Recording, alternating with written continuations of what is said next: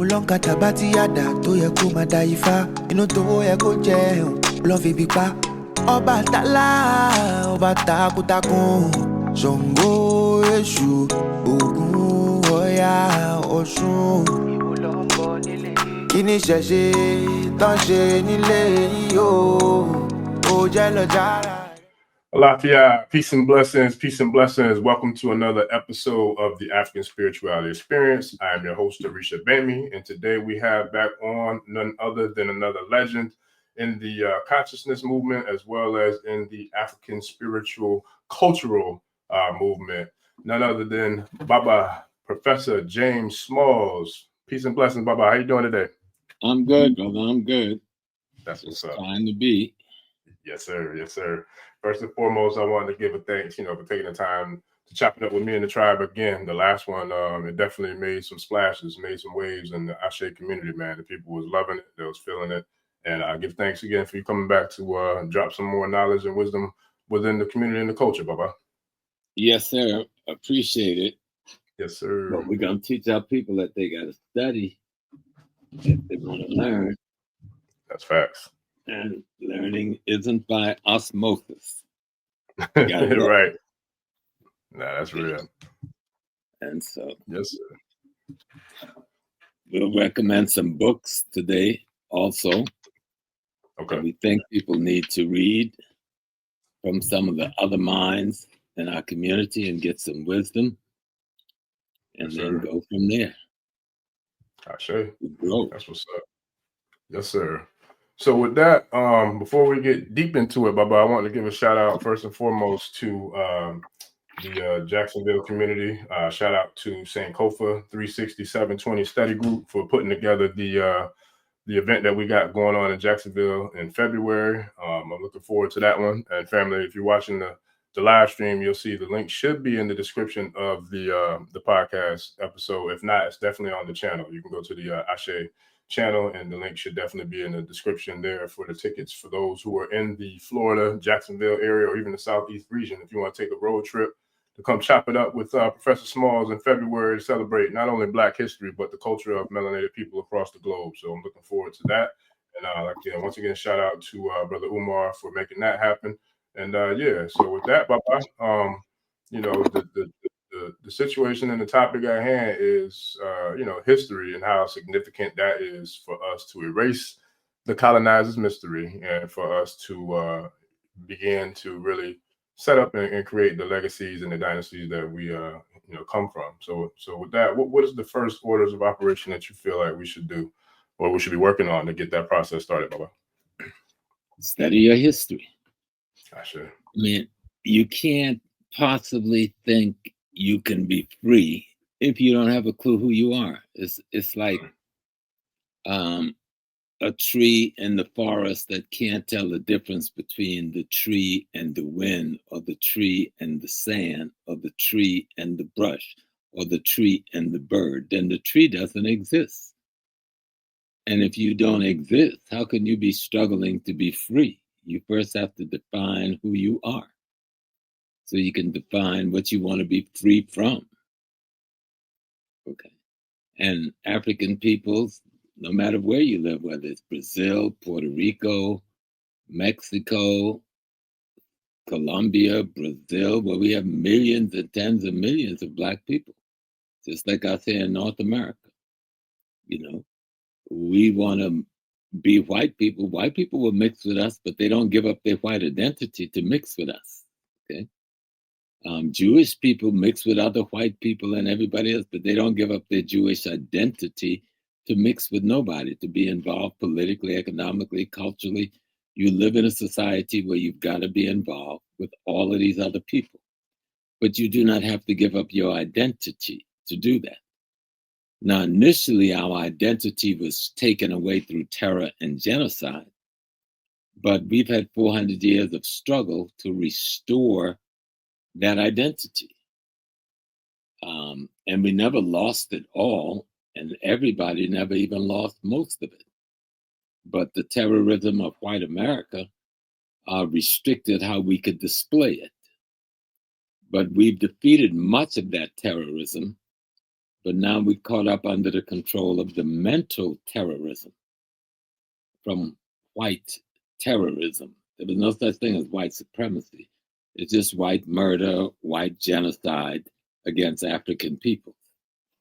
And so I'm not interested in white people who speak Spanish.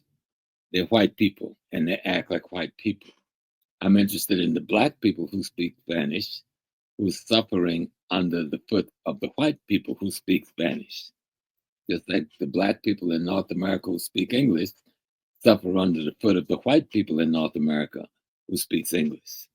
And the Black people in Brazil who speak Portuguese suffer under the foot of the white people in Brazil who speak Portuguese. And we have to learn to delineate this if we're going to understand history and not have Black people thinking my identity is a language when they speak Spanish. Your language is not your identity, nor is your language your race, nor is your language your culture. Just like English is the language of our murderers and genociders and oppressors that we've been forced to learn, so is Spanish to the Black people who have been forced to learn that. And so I just want to make that clear up front coming out of the gate, because we get caught up in the melanated people and the people of color and the da-da-da-da-da, and we're not delineating who the hell we're really talking about. I'm talking about African people. If you speak Spanish, then you're African, you're Africans. If you speak English, then you're Africans, you're Africans. We can call it melanated, that's cool, as long as we're clear that the root of that is in the continent of Africa. The majority of Black-skinned people in the world call themselves Africans. And I'm not going to disrespect that, but then, well, that ain't the word and that ain't the name. People have a right to call themselves what the hell they want to. And this is where we arrived at. We could pick another 20 name. We can pick Ethiopia, but that's a Greek word. And yet we act like it's an African word. We can pick Moors, but that's an English word. And we act like it's an African word. So what do most African people in the world call themselves? They call themselves Africans. Okay? That's the reality. So let's stop finding excuses not to deal with the fundamental reality that we're faced with. And the fundamental reality is ignorance of who we are, ignorance of our history and culture. History is just a set of experiences you've had through time. What are those experiences that your ancestors had? What are the experiences that their ancestors had? What was the cause and effect in those experiences? Who were our friends in those experiences? Who are our enemy? What was our rules and regulation that govern our behavior? What was our culture before we met our enemy? What was our language before we met our enemy? What was our accomplishments in our communities, in our world, in our kingdoms before we met the white European or the half-breed Arabs? You know, and because they got color, we're gonna call them brothers. No, brother, it's a behavior. Okay. Behavior. And no behavior. Brotherhood was shown towards us 1,500 years before we even got involved in the white man enslaving African across the Atlantic. We had 1,500 years of Arab, Muslim, Turks enslaving us in Europe, in India, in China, etc. We call that the trans-Saharan slave trade, the trans-Indian Ocean slave trade, okay? The trans-Middle Eastern slave trade, run by our Muslim brothers and sisters. Let's get clear. Islam didn't stop them from doing all that harm and damage, burning our cities and our villages and raping and marauding our people. And the Christian white demons that came in tapped into that system that was nearly 2,000 years old. And if you look at any of the early paintings and drawings that the Portuguese and the others did of those who brought us from the hinterland, because most of us are not from coastal Africa, all right? Most of us is from inland Africa, mainly Kemet, Sudan, Congo, Angola, and those places. And we were marched to these ports in Ghana, Nigeria, Cameroon, because that was the Atlantic coastline in the deep water. the tiny little people are people who are on the coastline. We're not tiny little people. You know, the average height of our brothers and sisters on the coastline is about 4 feet something, 5 feet. The average height of the African Americans is 6 feet. You know, so the average tone of our skin tone is brown to dark brown. The average skin tone on the coast is black to dark black. We need to ask what went on the continent. Who was it that was being enslaved? Who was it? And in all of the paintings and the sketches I've seen, the people marching out to the shores got on turbans and white robes, and they're dressed like what we see the Muslims are dressed. We haven't even questioned the role of Islam in West Africa and all of the jihads that went on in the 1400, 1500, and 1600s, where they sold their prisoners of war to the white man. Because Elijah Muhammad and Malcolm and Drew Ali brought us Islam as a way to get out of a white American Christianity. We got so beholden to that, giving us an opportunity to break away from white Christian dominance. We didn't examine what harm that had done to us before we got here. For the fact that millions of Africans, if not hundreds of thousands, if not millions, who were sold were already Muslims before they were sold into slavery over here. Hundreds of thousands was already Christians before they were sold into slavery over here. Wow. We had a different brand of Christianity, right? Now, some had the conversion that was done by the slave catchers who came, but many had the Christianity of the Sudan, which was 1,500 years older than the Catholic Church and the Protestant Reformation in Europe. Wow. You know, Sudan had more churches than Ethiopia. It's just that it got conquered and destroyed by the Muslims, and much of the churches destroyed. But those churches weren't the same as what it grew out of the Catholic Church. The Ethiopian Church is 500 years older than the Catholic Church. And the Catholic Church is, 1,000 years older than the Protestant churches of Europe. So we need to examine these things when we start talking about our belief in singing Amazing Grace. A poem that was written by a murdering, raping slave ship runner and owner. And talk about, oh, well, he found Jesus. Yeah, right.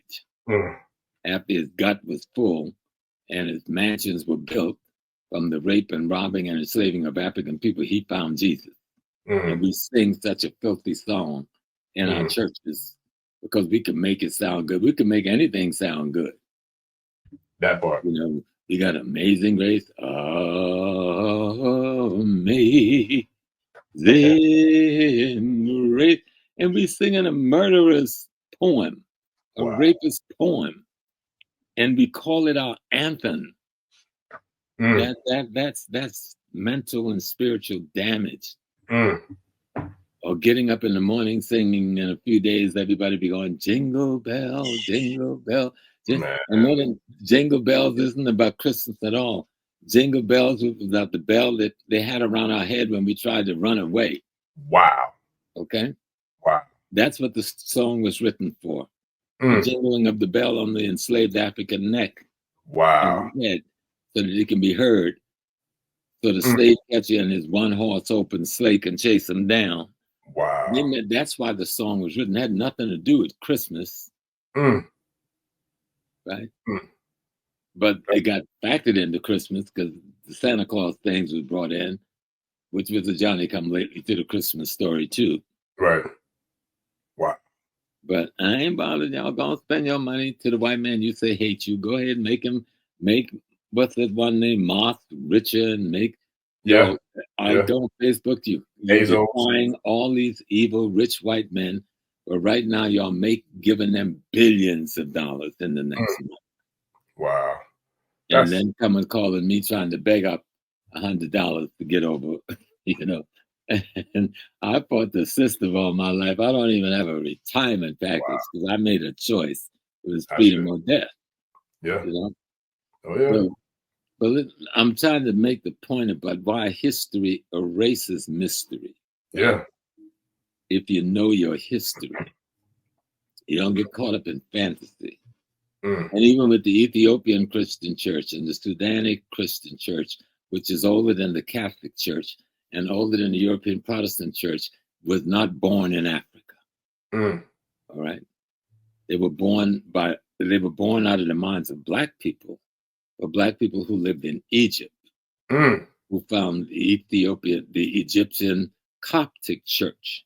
It is the Egyptian Coptic Church and the Black people who were in Turkey who created the church in what was called the Eastern Roman Empire, the Byzantine Church.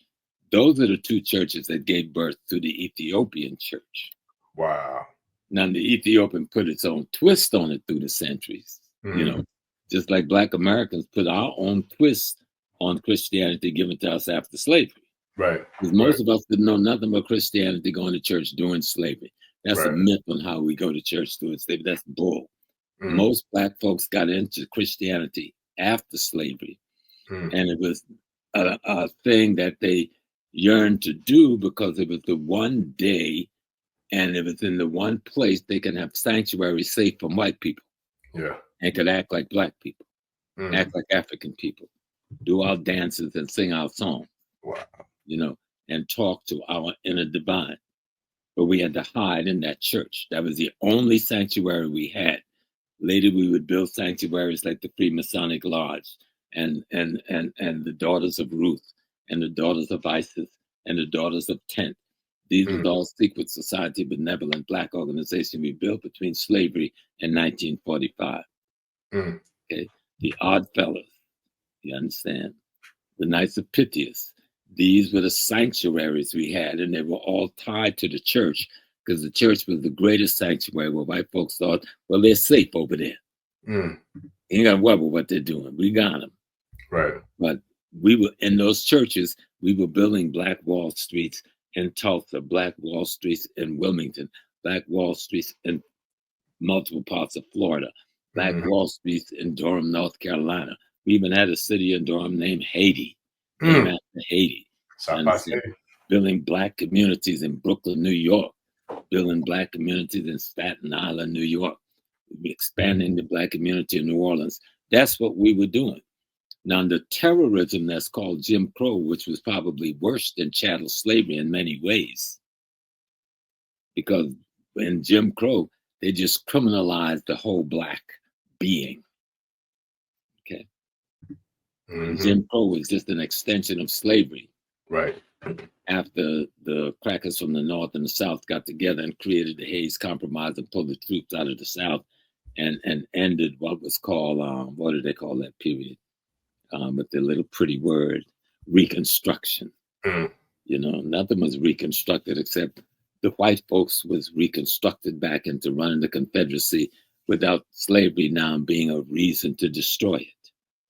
Because they hid slavery under a label that was later called Jim Crow, where they took away 100% of our rights, you know, and used a legal term they created called vagrancy to come and pick up any Black man they want and put him in prison and rent him out to the same plantations they were freed from. So we need to know the history to erase the mystery. Yeah. You need to listen to the life story of someone like Queen Mother Moore, extraordinary African revolutionary lady, born in the 1800s, who was a Gabiite and who she just did so many things. People need to look up Queen Mother Moore. That was, she surpassed Malcolm X or Elijah Muhammad in terms of the work and efforts that she did. Wow. But if you don't study, you'll be caught in somebody else's mystery. We tend to only glorify the leaders that the white media glorified because they were scared of them. Not to put down Malcolm. Everybody know I love Malcolm. I love the Honorable Elijah Muhammad. I love Dr. King. But there were leaders greater than them who didn't make it in the media because the media didn't want to promote what they were doing. Wow. Nat Turner's. I mean, even though he made it, but it sounds like you're talking about they have that sort of. I'm not beating down the Black people who had to do the work they had to do, and Malcolm and the others who did the work they did. I'm just saying there were people out here who did greater works. Wow. We never even heard their name because the white media didn't project their names. Right. For the reason that they project the names, we saw because those people was putting a fear into them at a certain level. Those names get projected, but it was Ida B. Wells wasn't nobody to play with. Okay. T. Thomas Fortune founded the Afro-American League in 1892, before Malcolm founded the OAAU. What was his name again, Baba? I'm taking It's called notes. the Afro-American League. Okay. 1892. Founded by a group of women from Rochester, New York, along with the brother they put in the leadership called T. Thomas Fortune. That's the organization that evolved into the Niagara movement. And the Niagara movement evolved into the NAACP. But it started as the Afro-American League. Booker T. Washington was in it, Du Bois was in it, Ida B. Wells was in it, T. Thomas Fortune was in it, and others. History erases the white man's mystery. And the NAACP was not founded by white people. The mistake we made was to bring some white people in as partners in order to try to get into the governmental system. And then we got backstabbed. We got backstabbed. But we still were able to use that NAACP and its legal arm to break down many of the criminal laws under what was called Jim Crow slavery. You know? But we'll learn who our friends are and who our enemies are. When Black folks finally took total leadership of the NAACP in the late 1970s, early 80s, our so-called liberal white religious friends took the legal arm and ran away and called it the Greenberg legal something. That tells you who they are, right? Oh, yeah. And without the legal arm, the NAACP had no teeth. So long as they could manage and control what it was fighting, the legal arm was there. But the way they legally organized it, when we broke away and took the leadership and became the chair and the president of it, then they took the legal arm away, our liberal friends. History will erase the mystery. It'll tell you who our friends really were. And it'll tell you who the fake friends really were, pretending to be our friends so we could change laws that empowered them in the South. And once we changed those laws that empowered them, they joined forces with the same people we fought against to change the laws, but still tried to pass themselves off as our liberal friends. Everybody know who I'm talking about. We ain't gonna call their name. Yeah, we know what it is. Use that. We know what it is. We know what we know. Oh, yeah. History will erase the mystery. And there's a book everybody ought to read. It's by what's my great brother name? The book is right there on the shelf. But it's called Plural But Equal.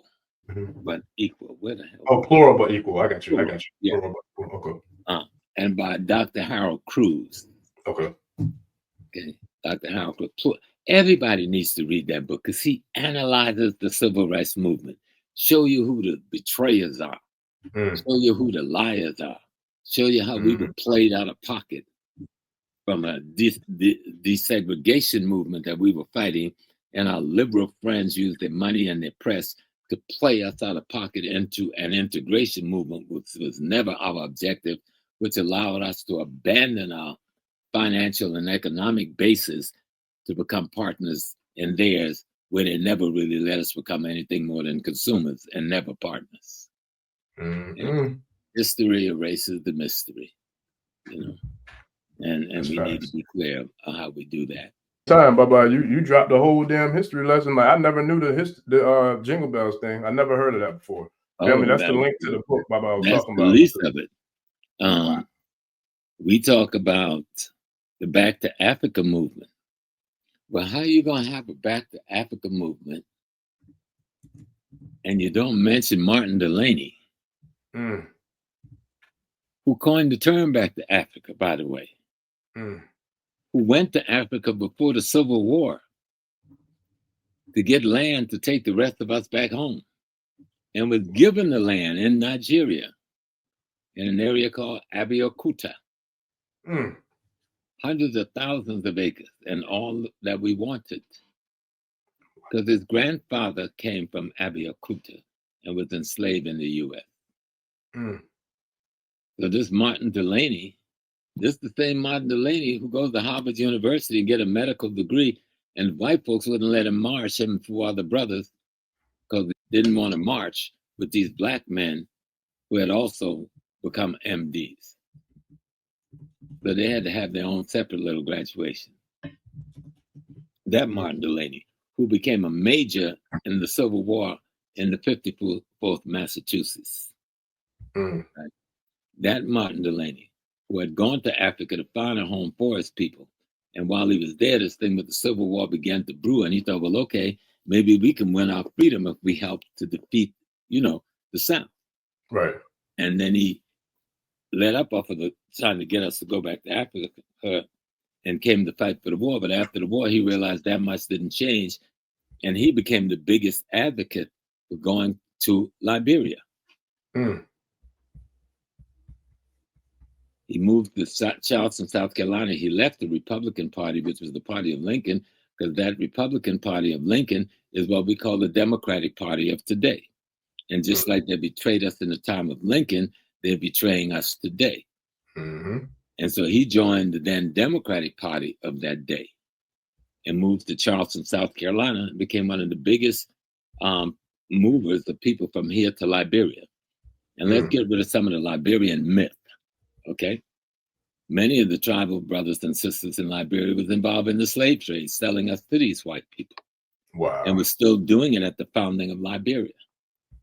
Yes, the group of white folks who got together and created what they call the American Colonization Society, that had nothing to do directly with we gonna come in and colonize no space.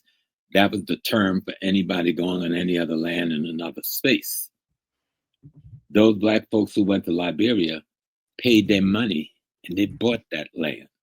They shouldn't have to pay a penny. Somebody sell you into slavery and take your land away, take your kingdom away, murder your wife and burn the sister and burn your village, and sell you away, and you got to pay to go back home. You got to pay to go back home. That shit's still going on today. Why am I paying to go back home? I'm a refugee. I'm a prisoner of war. Right. History validates that. I'm a refugee and a prisoner of war from the continent of Africa. I shouldn't pay for the land anywhere in Africa. No diasporan. But we did. Just like I bought land in Ghana, I shouldn't have had to buy it. I should have came home, somebody should say, brother, here's your land, here's your stool, here's your skin that belonged to your ancestors. We were just holding it and care until you return. That's not what nobody's saying. They're treating me like I'm some alien stranger. And I heard they had some sort of program where they were supposed to be doing that, Baba. Is there any truth to that? Ghana has done that to some degree. Okay. But minimally, not as a national policy. I got you. And what Ghana has done is given citizenship. This last go round, they gave 540 something to diasporans from the Caribbean and United States. That's a nice little step. And thank you, Ghana, for doing that. But we're talking about a continent big enough to put America in, China in, Britain in, Eastern European in, and Russia in, and still have space that I was stolen from. And my land is still there. Yeah. My stool is still there, right? My skin is still there. Why do I have to pay? Why am I not offered the right of return? Same right of return that Africans vote to give to the Jews to go to Israel. The same right of return you give to the Syrians who are now going back home. The same right of return you've given to everybody. Why haven't I been offered that right of return? So they come back to Liberia. I was fortunate enough to be a part of the Black movement in a way. I was right up on the front line. And I think it was, I forgot what year, I'm in Boston, 1975 or 1976. And I had a young brother living in our house. We lived in Malcolm X sister's house, Ella's house. And he was a member of the Liberian Student Association in Massachusetts, where he became the chair. And they were all invited to Detroit that year for a big meeting. It turned out it was a meeting with the U.S. State Department who was plotting the overthrow of the government in Liberia. You hear what I'm saying? When this brother, let me back up and tell you who the brother is. First, when he became the leader of Liberian students in Massachusetts, I'm not going to call his name for the sake of him and his family. Yeah. Is this the story you were telling me the other night when we were talking? Yeah. Okay. I thought, and he was a security guard at this insurance building. One day somebody came downstairs and told him they'd considered him for a new job. He was moved from being a security guard to being an executive in the insurance company. When he came home and told us that, we said, whoa, what's up wrong with that, brother? They don't move it movie from being a security guard. Now you got a briefcase and a three-piece suit and you rolling. So the next thing, he gets invited to come to Detroit for this meeting, national meeting of Liberian students. And those Liberian who's alive know I'm telling the truth. And that's where you plotted with the US CIA and the State Department, the Rice Rebellion in Liberia. When this brother refused to go along with them, they arrested him and put him in prison for 5 years, said he stole $50 worth of food stamps. And when he was let out of prison years later, he was deported back to Liberia. I remember that day when he come to my house, he didn't even have a coat. And it was in the middle of the winter freezing, and I gave him the only overcoat I had and took him to the airport. But by then the damage was done because the Rice Rebellion led to the CIA-backed coup led by a dude named Samuel Doe. Okay. And the reason for the coup was the murder of the President Talbot, who had just became the president of the OAU. Wow. And they did not want an African-American African as president of the OAU because Talbot was a partner with Sékou Touré of Guinea. And they had to murder him before he could assume his role as president of OAU. And so that's the Samuel Doe coup. I even knew a brother who was in the room when they murdered Talbot. A kid from the farm country, was in a boarding school across the street from the palace, and that where Talbot had set up to bring all his kids from the rural area to get them educated in the city, contrary to what the lies about his administration was about. But he was murdered, and Liberia was overthrown to keep him from taking the leadership of OAU. Do you hear me? So we need to study history, and the brother even told me how he was killed. I'm just listening to this. Because the young brother who was telling me was a kid, right? He was preteen when this occurs. But now he's my student that's 18 years old at City College, New York, sitting in my office telling me the story. Wow. Right. And he said, Brother Small, they brought us over to watch them execute Talbot. And so we sitting on the floor. And he said that they wanted to get the juju out of him because he had gotten juju from Sékou Touré. And I know if they didn't get to kill this juju, then Liberia would fall to Sékou Touré in Guinea. This is the myth they put into the children's head. Right? And he says, and the juju was like a black bird. He tried to come out of head first, and they bash him in the head, and the juju bird go back in the head. And then the juju tried to come out of mouth. But then they slit his throat, and the juju went back in his throat. But the juju tried to break out his chest, and they bust his chest open. Now, I'm a Freemason. I'm a Prince Hall Mason. That was a Masonic execution. Those are the 3 places you inflict the death wound on a 33-degree Mason, which Talbot was. Hello? Yeah. Study History and erase the crackers mystery. So that's genocide within the organization of the Masons. No, these are white Masons manipulating, working through the CIA to kill a black Mason who was one of the headquarters for Prince Hall Masonry was not in New York, it was in Liberia. Then they went on to burn and sack the Masonic Lodge. Do you ever hear anybody burn and sack a Masonic lodge. Nope. Then they went and burned and sacked the AME churches. Did anybody tell you that part of the story? Nope. Then they went on to try to kill the head of every family that represented the original African Americans settlers in Liberia. Did they tell you that part of the story? Nope. Did they tell you going back that that land that they were living on, they bought it with their money. Nobody gave it to them and they didn't take it from anybody. And did they tell you that there was no such thing as a Liberia? These people went there, bought that land, and in that land they built a nation called Liberia. History will erase the mystery and the lies. This out of that battle and a genocide wreaked on the Liberian people, led by Samuel Doe and the American CIA, plotted in Detroit just before the Rice Rebellion by the State Department of the United States. Hello. History will erase the mystery. Okay? Yeah. Yeah, that's where stuff happens, right? When you're in the movement, you do get to see parts and bits and pieces of this stuff. Yeah. Oh, yeah. Right? Yeah. Yeah. It goes further than that. The guy who carried out the actual assassination of President Talbot, he gets killed in his sports car on the way to the airport. So now we've cut all connections, right?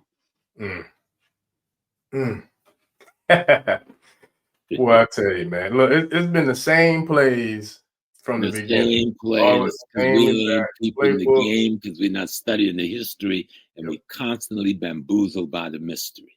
Yep. Right? And I hope my people are listening. Oh, yeah. And I didn't just start saying these things when I got old. I was saying 30 years ago, but nobody listening. Yeah. Charles Taylor, who is of the African American resettlement bloodline, was married to the granddaughter of Ufwet Bwani. Ufwet Bwani was the president of Cote d'Ivoire, Ivory Coast, and the most powerful black man in West Africa at that time. And it was the French ruler of the Francophone consciousness on the continent. So when Charles Taylor, who originally is working with Samuel Doe and the CIA, Taylor breaks away and runs away to America. They say, oh, he stole money. They arrested him in Boston. But somebody breaks him out of prison, but they never tell you who breaks him out of prison. French intelligence breaks him out of prison because Ufwet Bwani said, my son-in-law ain't going to be in no jail in America. And the French needed Ufwet Bwani. Anybody want to look up Ufwet Bwani, the president of Cote d'Ivoire, Ivory Coast, you'll understand why the French would break his granddaughter's husband out of jail in Boston. And why the French would help to finance him and his revolution against Samuel Doe. Okay. Yeah. The wife of one of his partners, one of Charles Taylor's partners, was a very good friend of mine. I'm not going to call her name. She was a nurse and she was from the United States. And that brother's name was Francois Massaquoi. Francois Massaquoi was murdered, obviously, by the Americans when his helicopter was shot down in Liberia. He was Minister of Youth and Recreation under Taylor. But his Massaquoi traditional area, one of the largest diamond areas in Liberia, bordering right on the diamond field in Sierra Leone. Charles Taylor and Francois and others was trying to take control of both the diamond fields in Liberia and the diamond fields in Sierra Leone for the sake of African liberation in the way the brothers in the Sahel are doing today.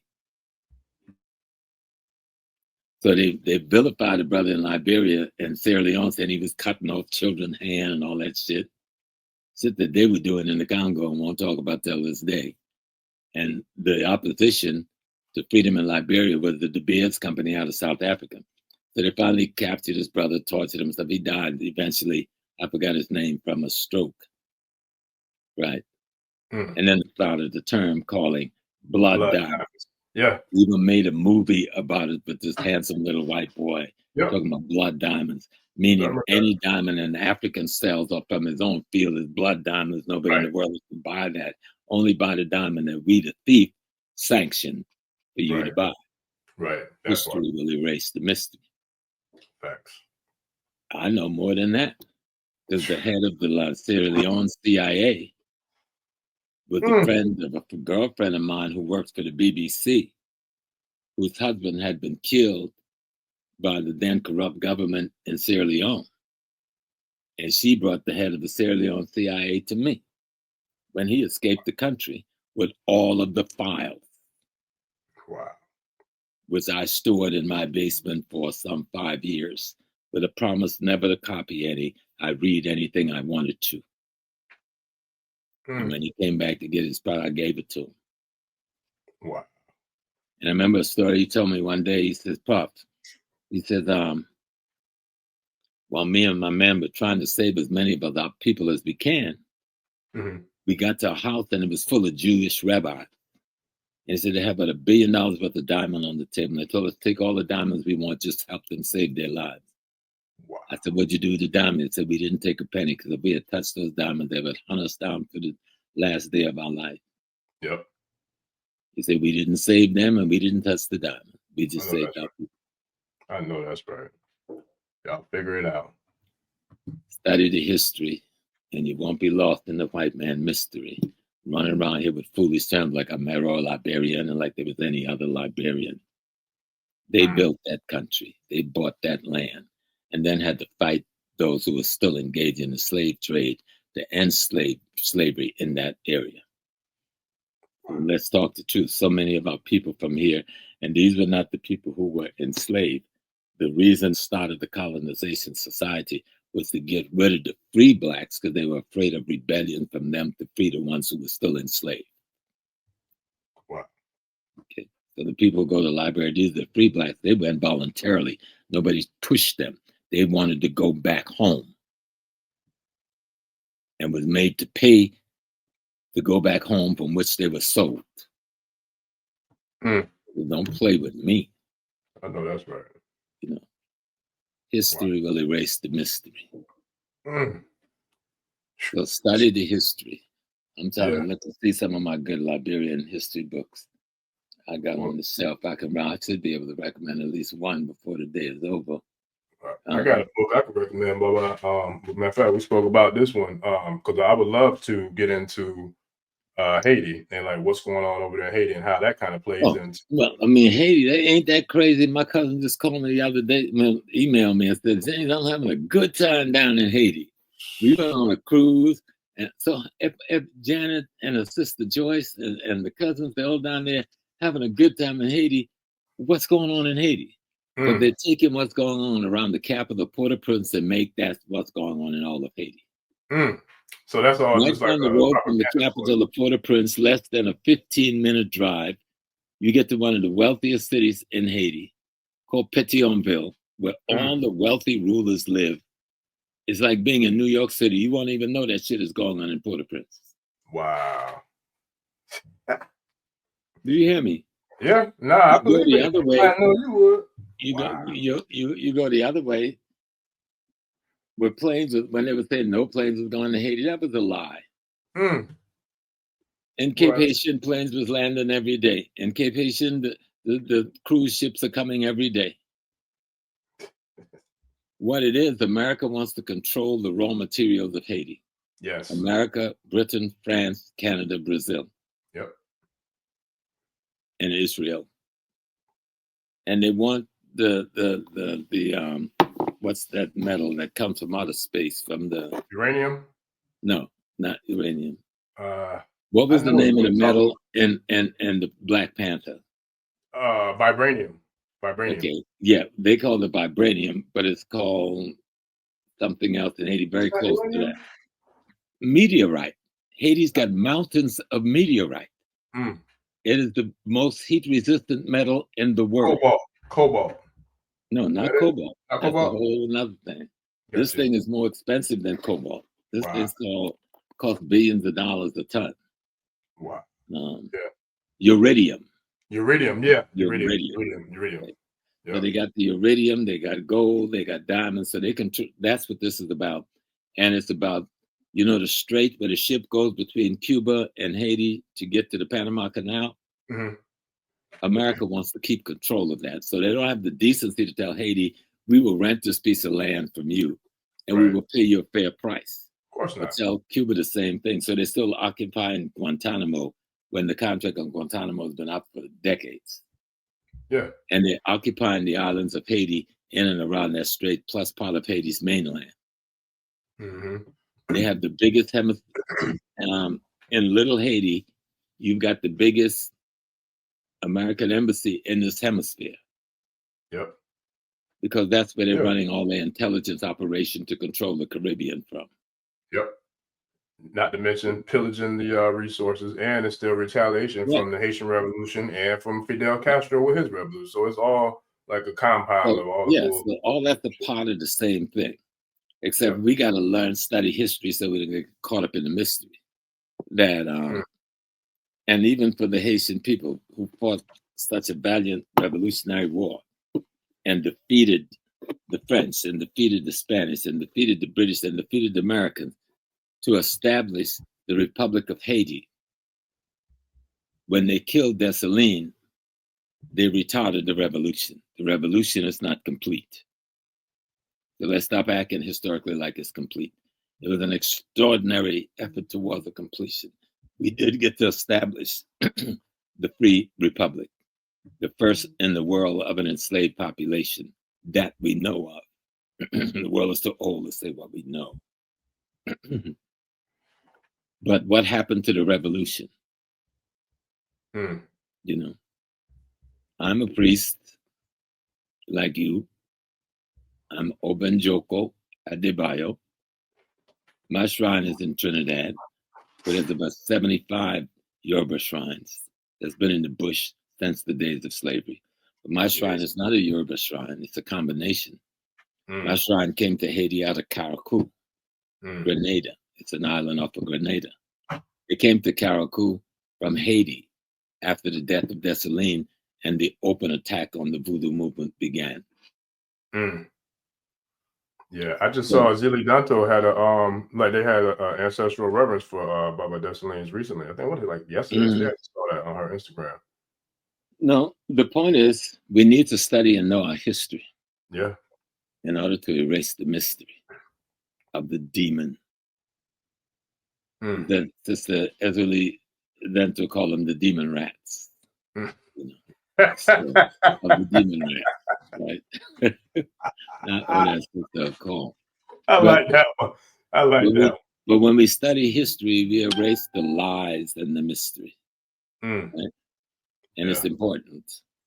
And so I just wanted to bring some of those things up because I hear them all the time. And this is the last piece. This is the third piece with my silly brothers and sisters in North America. Talking about we didn't come from Africa. Well, where the hell did we come from?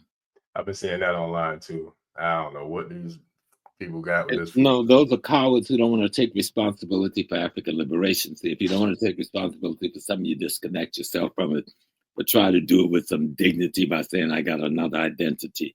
Negro, you ain't got no other identity. Look at me, and even you.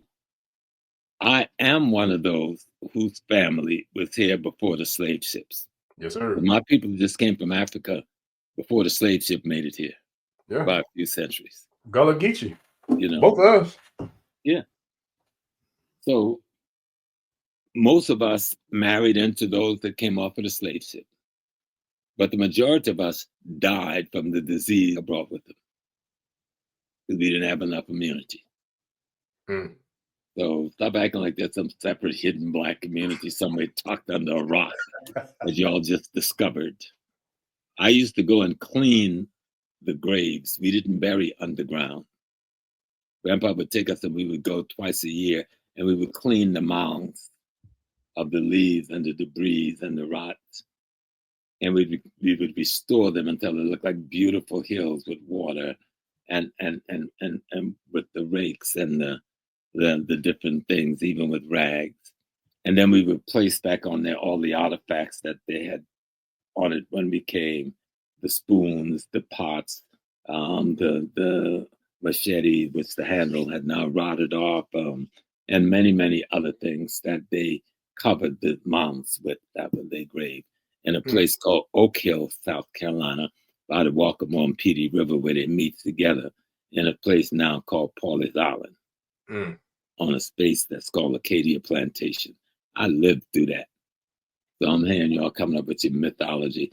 We and Papa had told us we never pushed that part of our life because people would thought we would be rejecting our African part of our life. Right? So sometimes we would say, yeah, we Indians, you know. And we know the very nation of the Asiatics that we married into. They're called the Chokoras. The headquarters for the Chokora Nation is in Louisiana? And no, the Chokoras in Andrews, South Carolina. A lot of our people ended up on the reservation in North Carolina, where they just label all of us Cherokees. We've been up there at least twice having family reunions. So if you think you know me, you don't really know me. You know? So, and we had to get those up there who done got to be white skinned now. I remember when we went to the last family reunion, only about 20 people came from the reservation. And so I went into the powwow and broke up the powwow. I said, what's wrong with you, Negro? They wanted to call the police, but the others told them, no, don't call the police. Well, how y'all going to sit here, you know, putting on shows for white tourists and not coming to your family reunion because you think your lighter skin have washed away your Africanness? Next day, a little bit more of them showed up at the damn family reunion. That's right. In the words of the ancestor Malcolm, who taught you to hate yourself? The Africans who came over here from Mali, thousands and thousands of them, married into the Asiatics who came across the Bering Strait. The yellow race and the black race produced the red race. Okay? The blacks who came even before them, who built in Mexico and the Central America Peninsula, the Mayans and so forth and so on, they also married into the Asiatics, who we now call them Latinos. Yeah, that's this isn't the first place we were before where we were. We were everywhere before anybody else. Yeah. We were in Australia before anybody. We were in New Zealand before anybody. We were in Venezuela before anybody. We were in Argentina before anybody. We were in Russia before anybody. We were in Britain before anybody. Yeah. Okay? We were in Scotland before any white folks. We were in Ireland before any white folks. So stop being stupid, black people. Stop being cowards. Yes, we got some rift between the new coming brothers and the ones who've been here. Let's settle those rifts, because most of those rifts have to do with slavery and colonial dominance of our consciousness and the lack of knowledge of our history. Yes, sir. And let's be talking about the unification of African people, no matter who came first. And some even go back and say, oh, a sister came up to me after election and said, Brother Small, you know about Pangea? I said, I'll be teaching about Pangea before you was born. And you know nothing about Pangea except Pangea, when the supposed continents were all one. That is a theory. There's no historical facts. There are historical facts to show that West Africa was up against part of North America and South America. There is a concept called continental drift that's still going on right now. So we're talking about a breakaway that took place tens of millions of years ago. Not 1,000 years ago. Tens of millions of years ago. Wow. And was expanded when we had the glacial, the melting of the last glacial period that created what we now call the Atlantic Ocean. A lot of spaces in the Atlantic Ocean, like the Grand Canary Islands and what's the other, Bermuda, and you could almost walk from those places back to the continent of Africa. Wow. Before the ice melted. That's what that whole story about Atlantis is. It's about all that land just off of the coast of the rock of Gibraltar Strait and the Grand Canaries. I was stationed in the Grand Canary Islands when I was in the American Navy, but I didn't have enough consciousness to know where I was. It wasn't until later that I began to understand, and then studying and reading and began to understand. But it's for the young people, study history. Stop running with half truth and pieces of truth and emotional bull to make you feel better because you haven't done anything to fight for your freedom. Yep. You know, that part. Cowards don't make leaders. Cowards make enemy to the group they're a part of. Stop being coward. Yes, we were here before anybody else. Yes, we were everywhere before anybody else. How are you going to sit and deny that slavery took place? That's so ridiculous, it's not to be believed. Yeah. You know. And so I just want to kind of like touch on that a little bit. But read David Imhotep's book, you know, the first Americans for Africans. And look at his bibliography. It's extensive. Read Ivan Van Sertima's book. It's extensive. And I forgot what this Jewish fellow's name who did some good work. And there's been a number of others. Read Columbus' memoirs. You know, Columbus never came to the United States. He never came to North America. I think he might have touched Trinidad, and he did touch, you know, the islands of Puerto Rico and Dominican Republic today. And even there, he found Black peoples. He referred to them as Ethiopians. His brother wrote in his diaries about the Ethiopians he met. They met two groups of people here. They met the Asiatic and the Africans. And then they met the Asiatic and the African Union, which we call the Red Man. There ain't no red man no place else in the world but America. Yeah. And that's where the yellow man and the black man got in that bed and hit him. And I'm sure they enjoyed themselves. You know, hitting the next manifestation of themselves. But study the history. Get history to back you up. Stop getting fragments of knowledge to give you an excuse to attack yourself and practice self-hate and self-denial and trying to clean it up by saying we are a separate people. Where did you come from? Drop out of the moon? And Black people are out that way too. If we're going to go there. If there's any people up there, we're there. That's a whole nother conversation. Yeah, you want to talk about the moon? We know the white man did not go to the moon. We know that whole moon thing was faked out in the desert. And they pulled it off. Let me tell you, we just saw it the other day. I'm watching TV, me and my wife, and CNN is doing a story on it was so funny not to be believed. They're doing a story on Syria. And this news reporter, they had been going to these prisons for days. All the prisons are empty. They don't know. They don't brag about how all these people are in prison. Now they get there and ain't nobody in any prisons, right? They don't talk about all these torture chambers. They can't find no torture chambers anywhere. They said for days they were searching for the secret underground place to find it. There was never any secret. All the lies. So what they did after about a week or so, not reporting that Israel is dropping 300 bombs a day, destroying the entire Syrian Navy. They're destroying the Syrian harbor. They're not saying nothing about that. America is dropping 125 to 300 bombs a day, claim they're bombing ISIS. Why weren't they bombing ISIS the week before? Right. But they're saying, okay, we're going to make it impossible for Assad to govern, which they did for the last 20, 30 years. He hung in there as long as he could. But Israel, while they were bombing Lebanon, but bombing Syria at the same time, and nobody was putting it in the press. So now they got no real story. Now the so-called rebels who look like his beard and hair look like he just stepped out of the beauty parlor.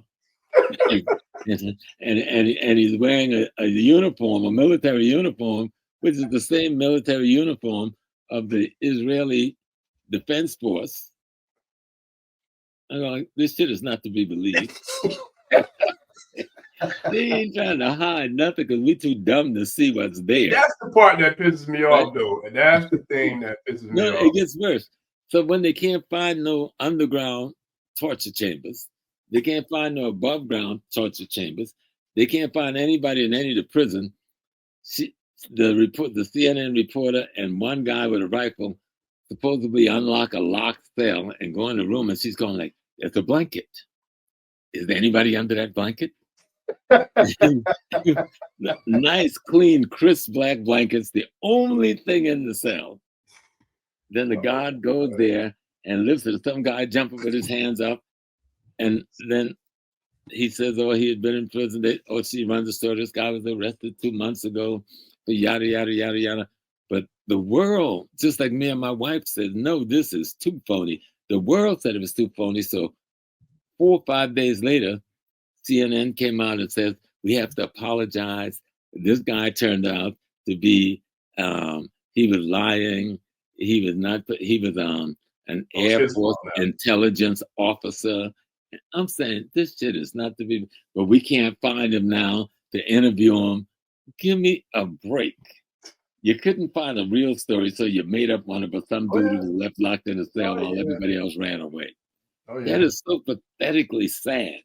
But those are the things that are passing off as news stations, all owned by the same Zion, whose master plan is to control Syria, Lebanon, Egypt. They're coming into Egypt next. Because this punk they got as the president there, that's their man. You know, that's their man. Once they killed Anwar Sadat, America was in control of Egypt, along with the Zion. But they're going to see that the Egyptian people is not going to take it lying down. So they got to come up with a real slick trick to make that one work. Now they're attacking Yemen every day. They figure to neutralize Lebanon. Yeah, my Malcolm X was talking about that. He brought that up when I had him on a couple ago. And so, but we just have to study history. How many millions African live in Haiti? I mean, in I just mentioned the place in the south, Yemen. Yemen. Do you know that millions and millions of Africans live in Yemen? I did not. Y'all got to study history. Did not. History erased the mystery. Yeah. Yemen used to be Ethiopia or Aksum. Read any of the historians, Pliny the Younger. These are ancient Roman historians. All of them will tell you when they describe the people of outer Saudi Arabia, all of them describe them as Black, Ethiopian, Nubian people. Every one of the Roman historians, every one of the Greek historians. You know? So we have to deal with what we're dealing with. This beast that came out of the Caucasus Mountains. The beast of the Caucasus Mountain. Dr. Ben used to talk to us about that. He said they came out of this Caucasus Mountain, and I forgot what river he called it. He called it the Oxus River. And I went searching for this Oxus River where you can't find the Oxus River because they renamed the Oxus River with an Arabic name. But you got to go back to realize that this Arab name used to be the Oxus River that Dr. Ben was talking about, right? Where these white folks first emanated from. Now, we know their last major emanation during the Roman time. We know them as the Ostrogoths and the Visigoths. They become the people we know as the Germans. And they end up going all the way down to France and down to Spain and invade North Africa after the Romans and before the Arabs had stayed there for nearly 200 years, raping and plundering our people in North Africa before they're pushed out by the Black folks who are erroneously called the Moors. And those Black folks was working with their Arab partners called the Umayyads, who had been driven out of the Middle East, a Muslim called the Abbas, who were the Turks and the Kurds, who took over the Islamic system from the group who had developed it under Muhammad. And so that group ran to North Africa for safety, and they merged with the Black folks there. And that's the group that's called the Moors. They're the ones that invade Spain. History will erase the mystery. You got to study history, get this stuff right. Yeah, that's facts. And then you're going to see that when we play other people's game, we better make sure we know the history of the game we're playing. Yeah. Prophet Muhammad dies. Abu Bakr, his partner, takes over. He's an old man. He doesn't live long. And then the prophet's, one of his main ally, a brother called Ali, takes over. He's assassinated while he's on the throne. And then the dude who helped assassinate him, Muawiyah, what's the other one? Muawiyah's cousin takes over. And then he's killed by Muhammad's other cousin, Ali. No, Umar is what I'm sorry, that died right after Abu Bakr. Now, Ali would have to kill this other dude whose cousin is the general of the Northern Army. But since Ali grew up with the cousin, Ali thought the cousin was going to go along with him. And his name is Muawiyah. But he brought his army down and he eventually murders Ali. Then sets out to murder all the grandchildren of the Prophet Muhammad. Then the people they call the Shia came in and rescued the Prophet's family and take them to Iran. So if we want to talk about the real Muslim, we need to talk about the Shia Muslim and not the Sunni Muslim. Wow. That's the history will erase the mystery, will erase the hell out of the mystery. Yeah, we having a hell of a history master's class out here tonight, man, for real. Oh, I'm like the young kids go, like, I'm just saying. Yeah, yeah. I mean, I'm just saying. And I just wanted to get this foundational stuff down because we be acting like some stuff is real that ain't real. Right, right. Okay. That's real. I tell you what is real, and this is something we spoke about the other day too, which I feel like I would love to get your thoughts and have you, kind of dive into it. But Dr. Wade Noble's book, The Island of Memes, I got it sitting here in front of me. And chapter 1, he speaks about the Black psychology of dehumanization. How significant is that alone with what we're dealing with? Oh, no. Yeah, that's this book right here. Yeah, you got yours too. Look, so I said, man, listen, I got to get him on here too in due time for sure. Right. But it's a deep piece though. Very powerful. But Dr. Nobles, he talks about these concepts called memes. Right. And what he's meaning by memes is the cultural ideas, concepts, and principles that makes up your consciousness. Where did you get these memes from? Yep. Whose culture is interpreting your reality? Right. Whose concepts of reality is motivating your actions? And what he's trying to say is that the psychological damage to our consciousness is greater than the physical damage. And he's absolutely right. And that psychological control or the psychological slavery is still as intact today as it was 100 years ago. And it is wreaking more damage today than it ever has. That's why somebody can still say, I was in America before Columbus, and then under Nethebrek say the slave trade never happened. All that was a myth and made up. Somebody have asked me, where's the ships? God, have mercy on the cowards who are afraid to fight for freedom. And the people who are having these discussions, they don't belong to any political organization. They're not trying to secure and make safe the Black community anywhere in America or in the world. They're not controlling land, labor, and resources to create any kind of government of their own. They think they got some special partners like some of the other brothers, I won't even call their name, talking about this treaty and that treaty, like they got some special partnership with white people that the rest of the Black people don't have. But anyway, let's get to your agenda. Let's get to the agenda that you had today. Look, we here now. I mean, we on par. We on pace. Because it's definitely a lot. It's a lot that needs to be talked about. But in the end, you're sharing, man. You're sharing stories and knowledge and wisdom that I've never heard of. And mind you, I take pride in being a researcher and a studier. Someone who does study our culture and our history. We call ourselves Yoruba. That's a lie. Right. Almost half of the Yoruba people don't live in Nigeria because Nigeria wasn't there. 60 years ago?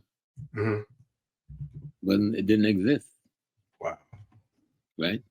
So those boundaries didn't exist. So where did that concept come from, Baba? That's after the Berlin Conference. Gotcha. But in 1885, when all the Europeans got together after they sent their missionaries down and they carried on the so-called transatlantic slave trade, and they send all their missionaries down to Africa to study and see where are the good farmland, where are the mineral resources. So most of the people we call missionaries, they were really scientists, botanists, and others trying to find out what is the gold there, what kind of mineral is there. Mm-hmm. And that goes all the way back to Dr. Livingston. That's what he was doing. Mm-hmm. And studied Livingston, and what he was doing was sending reports back to Europe, telling them where the mineral resources was in the Congo. Right? He eventually kind of got caught up in the humanity of the people there and stopped doing it. They couldn't hear from him or find him. Then they hired from New York this news reporter, right? What is called Stanley, who they taught us when I was a child was some big hero. That he goes to the Congo and he finds Livingston, and they get the statement, Dr. Livingston, I presume. They don't tell you how many people Stanley slaughtered, Black people, getting to Livingston. They don't tell you who financed Stanley, and they don't tell you that King Leopold of Belgium hired Stanley after that to go back and survey the Congo. After Leopold decided he's going to take it over, Stanley began the process of genocide in the Congo on behalf of King Leopold. And yet they passed Stanley off as some hero. Wow. This cat is worse than Adolf Hitler on Black people. Wow. Study the history. It will erase their mystery. Oh, yeah. Right? And so we get this whole piece. And then comes the Berlin Conference, where all the Europeans sat to the table. The Americans was there too, and financing much of it also. And they decided how they were going to cut Africa up into pieces. And each of them going to take a piece. Yep. And because they gave the German who called the conference gets the short end of the stick, that's what starts the First World War. Wow. You see what you're talking about, Small? Germany ended up with Tanzania, Namibia, but they didn't find the wealth of Namibia right up front, because Namibia is mostly desert. So it's right on the ocean. Though Tanzania is one of the biggest gold producers in Africa, they hadn't found the gold yet. The Germans were a little pissed off. I think the Germans also had Cameroon. Was it Cameroon? Cameroon, I think. Or Togo, one of those areas. Maybe Togo. So the Germans was pissed. Said, look, y'all got to redistribute some of the wealth. The French and the British, y'all got the best of everything. And when they said no, the Germans said, okay, then I'm going to take you got in Europe then. I'm going to take Alsace-Lorraine, that's a part of France, which was the main coal field of Europe. I'm going to take Poland, which was the main timber field of Europe. And I'm going to take the Rhineland, which is the breadbasket of Europe. Since y'all cut me out in Africa, I'm going to take that's what led to the First World War. Wow. Not sharing Africa properly between the thieves. Right? Study it. You think Small crazy? Study it. You're going to say, that Duke of Austria getting shot, they ain't had nothing to do with nothing. Except the lie they used. The shot heard around the world. No. The shot heard around the world was Germany saying, y'all shaft us, we're going to take Europe from you. Wow. Okay? And then you came back and you beat them up and you get Europe back from them and you locked them in a cage. And Hitler came back and did the same thing. He took the same land that was taken in the First World War for the same reason. First, he tried to take Africa. That's the whole Rommel, North African tank force thing, And when they lost North Africa, because the British and the Americans outflanked them in the desert with the Arabs working for them, then they said, the hell with it. We'll just take the rest of Europe then. The mistake Hitler made was to take on Russia. Had he left that alone, we'd all be saying, Sip Heil, or what's the thing called? Something Heil today, Sieg Heil. But he messed around and he sent Paulson, General Paulson, his big boy, into Russia. He should have sent Rommel. Rommel would have won that battle because it would have been fought differently. But they were afraid of Rommel because Rommel was too independent of the ruling elite in the Nazi party. So they sent Paulson, and he got his ass whipped by the Russians. And then they got caught, stuck down, and then the Russian winter took care of the rest. But that's another story. Yeah. History is a beautiful thing. We need to study it, you know, and enjoy it. Study everybody's history because it'll give you a good insight on your history. That's right. Right. And so we come back to Nigeria and the Yoruba, because I don't want you to be saying, oh, shoot, I'm small, it's taking my religion away from me. And I can't go like, Ashe no more. Nah, listen, man. Well, the thing we got to be clear on, there's no Yoruba religion. There's a Yoruba ethnic nation, an ethnic group of people. Right. Who happen to practice a form of African sacred science that we have adopted in terms of their methodology. But there's no such thing as a Yoruba religion. We practice African sacred science, use the Yoruba ethnic group methodology. And if you go to genealogy, the Yoruba, the Akan, the Ewe, and the Ga, and the Fan is the same ethnic genetic cluster.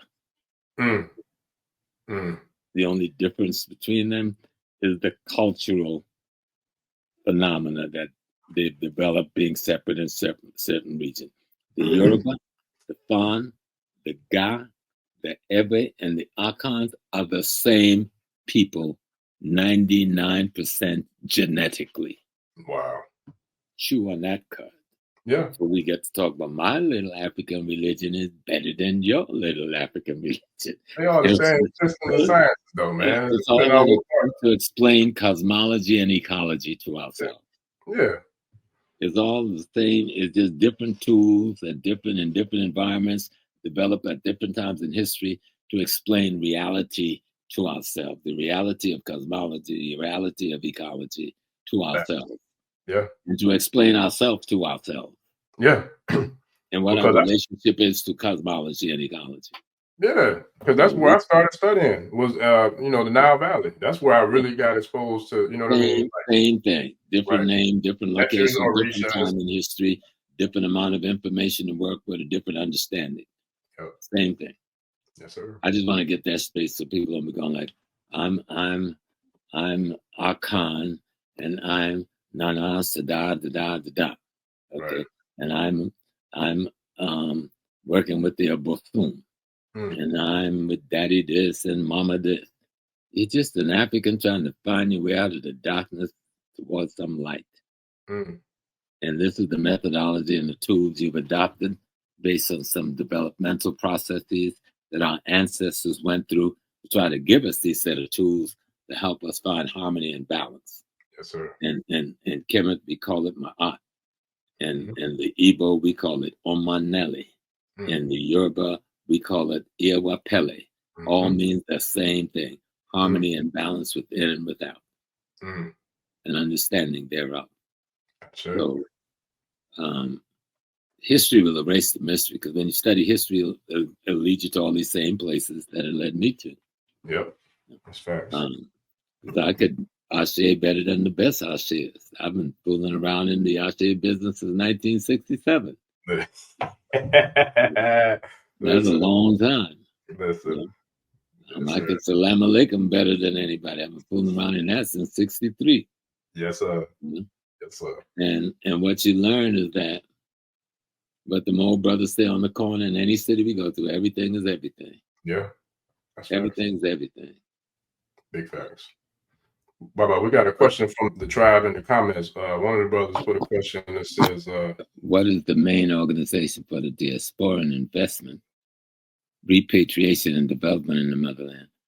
There's no main organization. There's a bunch of different organizations trying to do it. It'd be good if the African Union had become that main organization. To some degree, the African Union is trying to be that. But there's multiple organizations coming from the Caribbean, coming from the Blacks in Europe, coming from the Blacks here in America. And I know there have been a number of attempts in the last couple of years to call for a Pan-African conference, so some of these things can be discussed and some better unity could be created to facilitate getting this work done more productively and faster. But there is no main organization that's really doing it. except the African Union is the closest thing to a main organization. And they got all of their contradictions, you know. So in every country, you find some group doing some. Tanzania, you got one group. In Ghana, you got another. And Benin, you may have another. And in Kenya, you got another. But the main force is people right now in the UNIA who's trying to organize and base themselves in Liberia. You've got groups of Hebrew Israelites, some are based in Liberia, some are based in Ghana. And then you have the Afro-American Association in Ghana, which is probably one of the biggest organizations in Ghana of repatriated people. That would be the closest or the largest I know on the continent that's dealing in this area, the Afro-American Association of Ghana. That's it. That's what's up. Yeah. Matter of fact, Baba, shout out to Baba Togo. He just got his citizenship. I think yesterday. Yeah. I went over to file my papers, but somebody ticked me off while I'm sitting in the office, and I didn't have time to deal with foolish people. And I had to go to a friend's mother's funeral. Like, you know what? I do have a country. Yeah. I built it. And I was there before the white man got there. Yeah. And I built it after he got here. Yeah. So I don't really need another citizenship, but it would be cool. Yeah. Because if I had Ghana citizenship, I could travel to most of the rest of Africa without a visa. Exactly. Yep. Just rent a car and go across the border. You know, right now you got to go through the hassle of visa and money at every border. Yep. The stupid American passport, except for Zambia. Zambia is the only country in Africa I know where you don't need a visa if you're an American. But I think it is an advantage. But I think most of the people who got it, I don't think deserve it or earned it.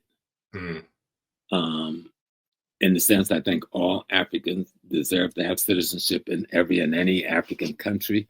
But in the context of the modernity on which we are dealing, the people who should have been given citizenship first are all of those who have repatriated to Ghana and been living there and working and doing business for years. And you're talking of thousands and thousands of people.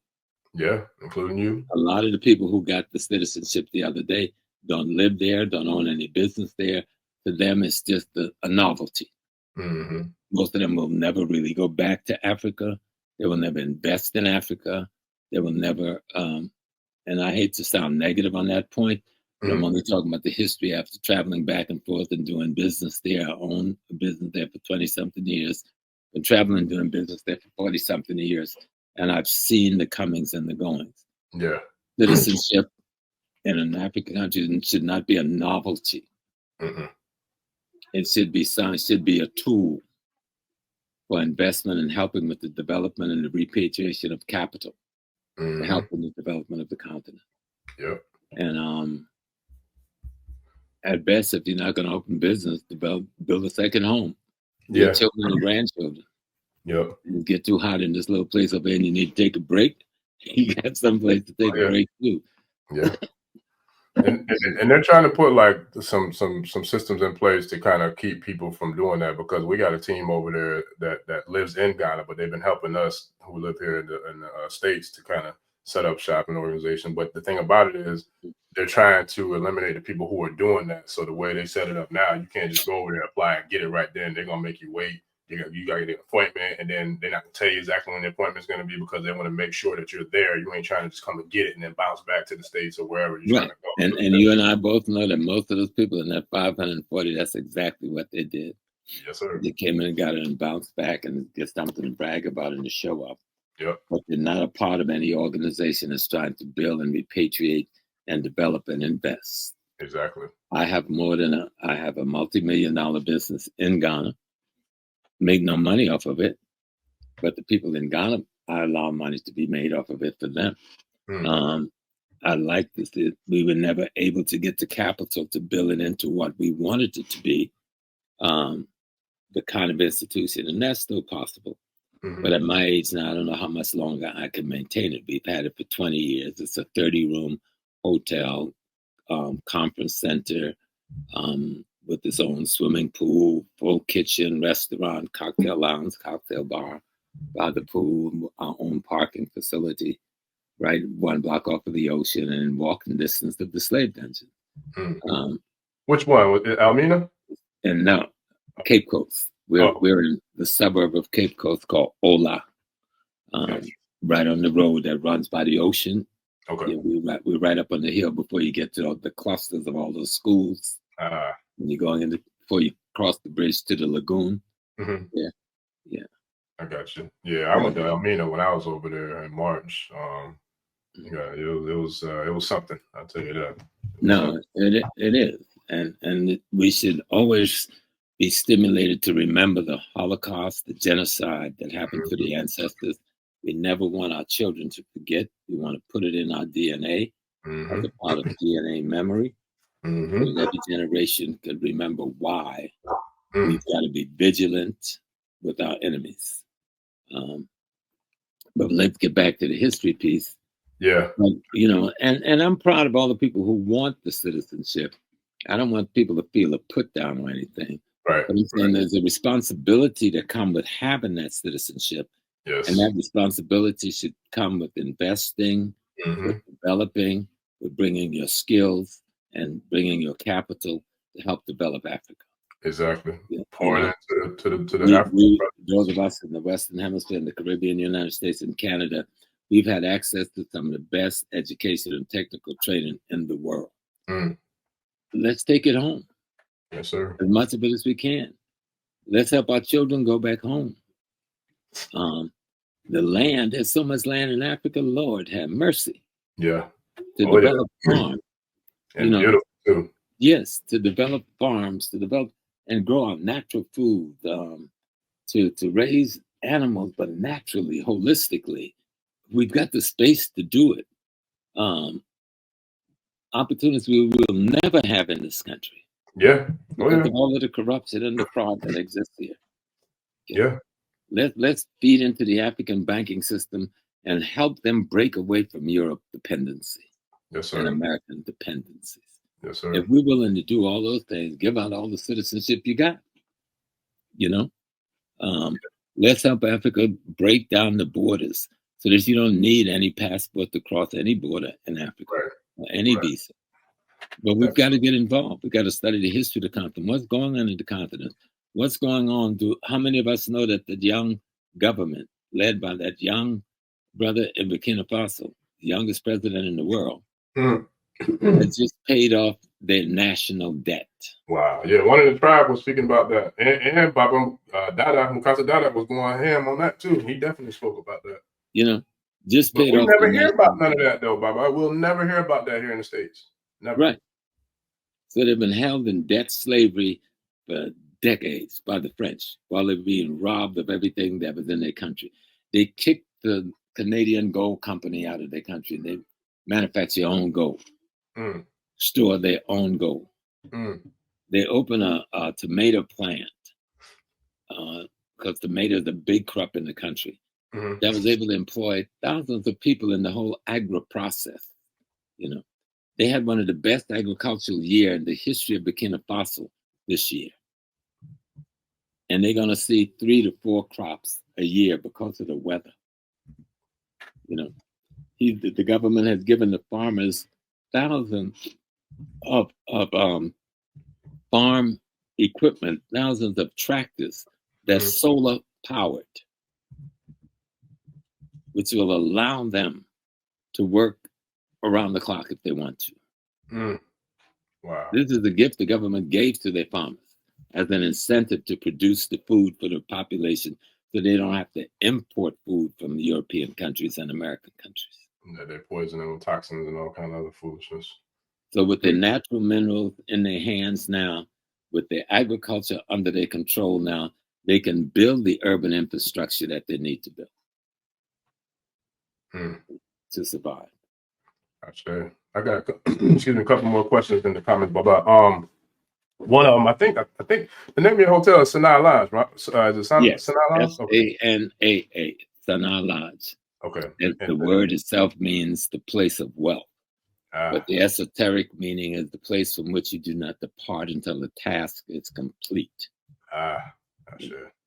which then puts me in trouble because I can't give it up. You know what I'm saying? I have to stay and fight until I find a group of young brothers and sisters who really want to try to make something of the thing.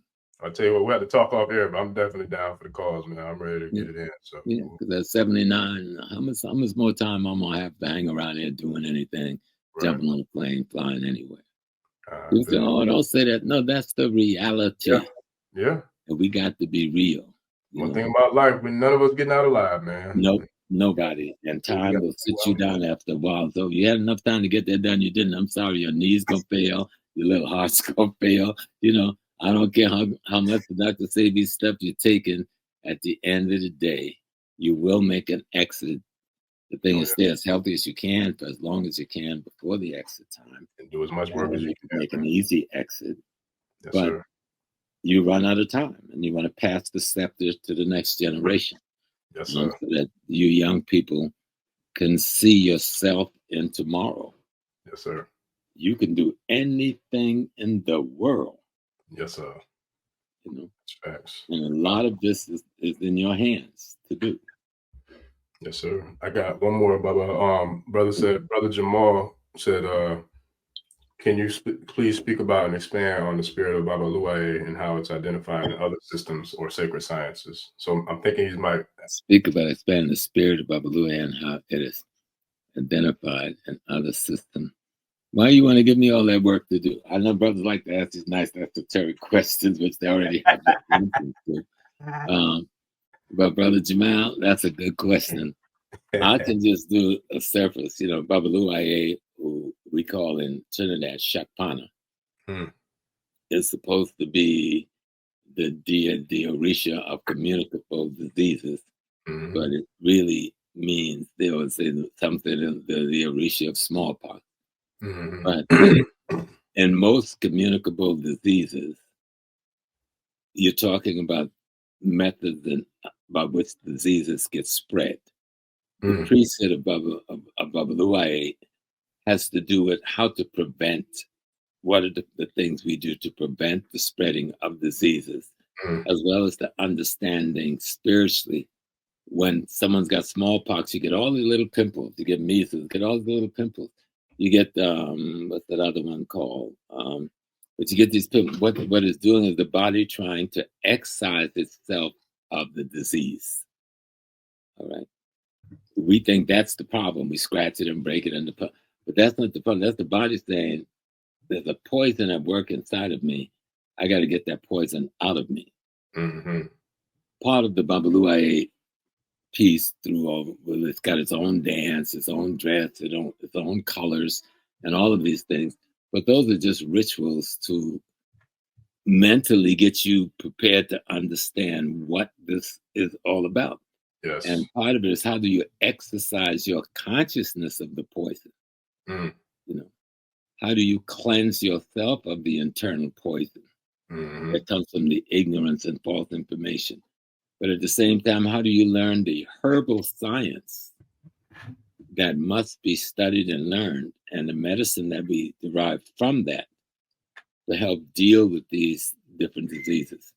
So we learned to deal with smallpox and yellow fever and all of these things, and we were vaccinating ourselves before white folks ever heard of any vaccination, by using for instance, with the what's the one? Was that the smallpox, where we used the pus from the cow? Okay, but you had to break the skin in order to get the pus into your blood system, so that set of bacteria could counteract the other set of bacteria. Wow. So, Babaluaiye is about medicine. Yeah, healing. It's about medicine. It's about how herbs are used. It's about identifying, especially the communicable diseases in the community, and finding cures for it. Yes. I should. I went through a ritual once where I had to die a little longer than I was supposed to. Because I think they said 15 minutes. That's a long time to be in what they call the death state. But the medicine that brought me back was put together by the priest and priestess of the Babaluaiye. Okay. And they created the medicine 2 weeks before I went into that state. because they already knew through divination that that was going to happen to me. And so they had time to prepare the medicine necessary to bring me back, because I did leave. So a lot about what Babaluaiye is about, it we don't put emphasis on. We put more emphasis on fearing people. And it's ironic because I'm sitting here and I didn't realize this book is just sitting right there on the top. Wow. So, after I got that one, I might have that one too. Listen, Baba, that's one of the most powerful deities. Like, it's not just about, people try to focus that it's just about the disease and make people scary. No, it's about finding the cures for these diseases. It is a research, medical, herbal school of thought. Those priests, they have to master a lot of the healing arts, but a lot of the research art in finding the cures. Because we have other deities who is the herbal deities, but their job is to identify the herbs and to preserve them and protect them. But Babaluaiye's job is to find out how those herbs are going to be used to heal.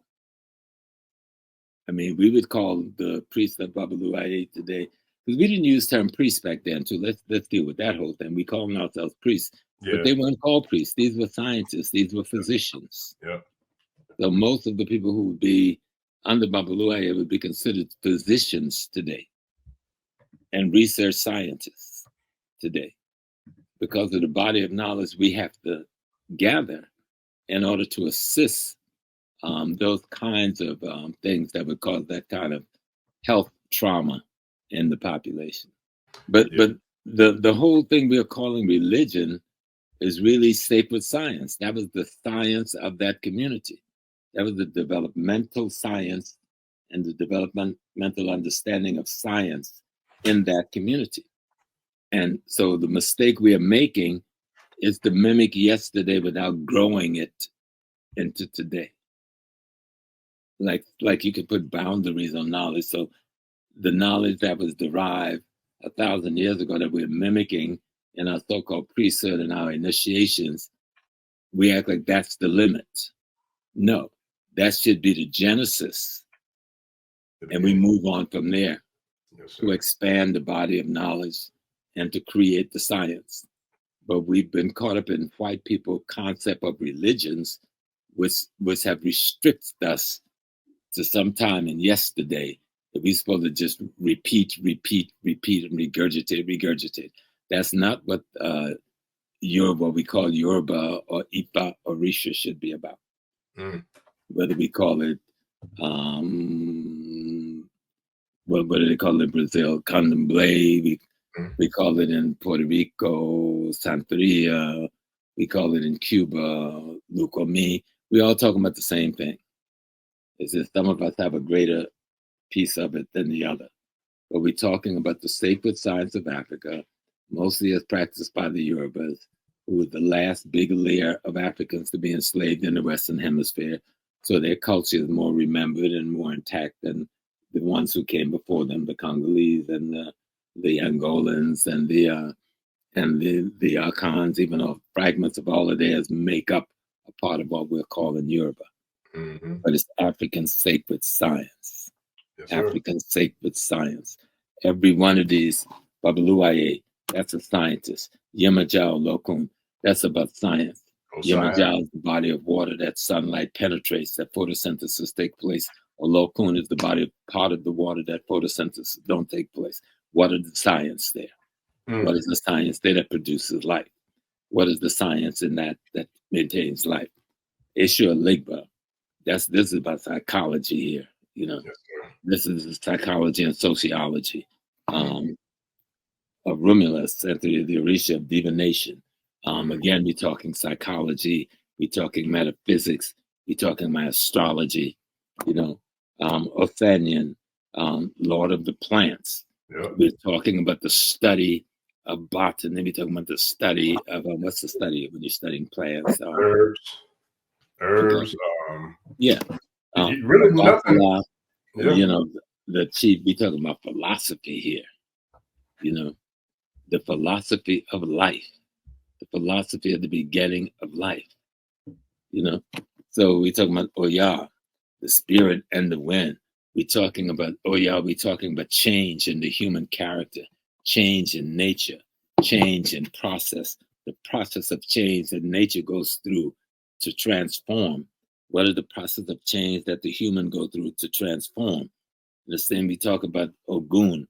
We talk about transformation as after the process of change. Transformation must come. How do you get transformation without change? You can't get transformation without change. So that means Oya must be married to Ogun, transformation which comes as a result of change, both in nature and in the human character, you know? And so these things is when we study our literature, remember, we don't stop and say, these are the boundaries, you only do, no. The knowledge that we derive from the ancestors is the genesis.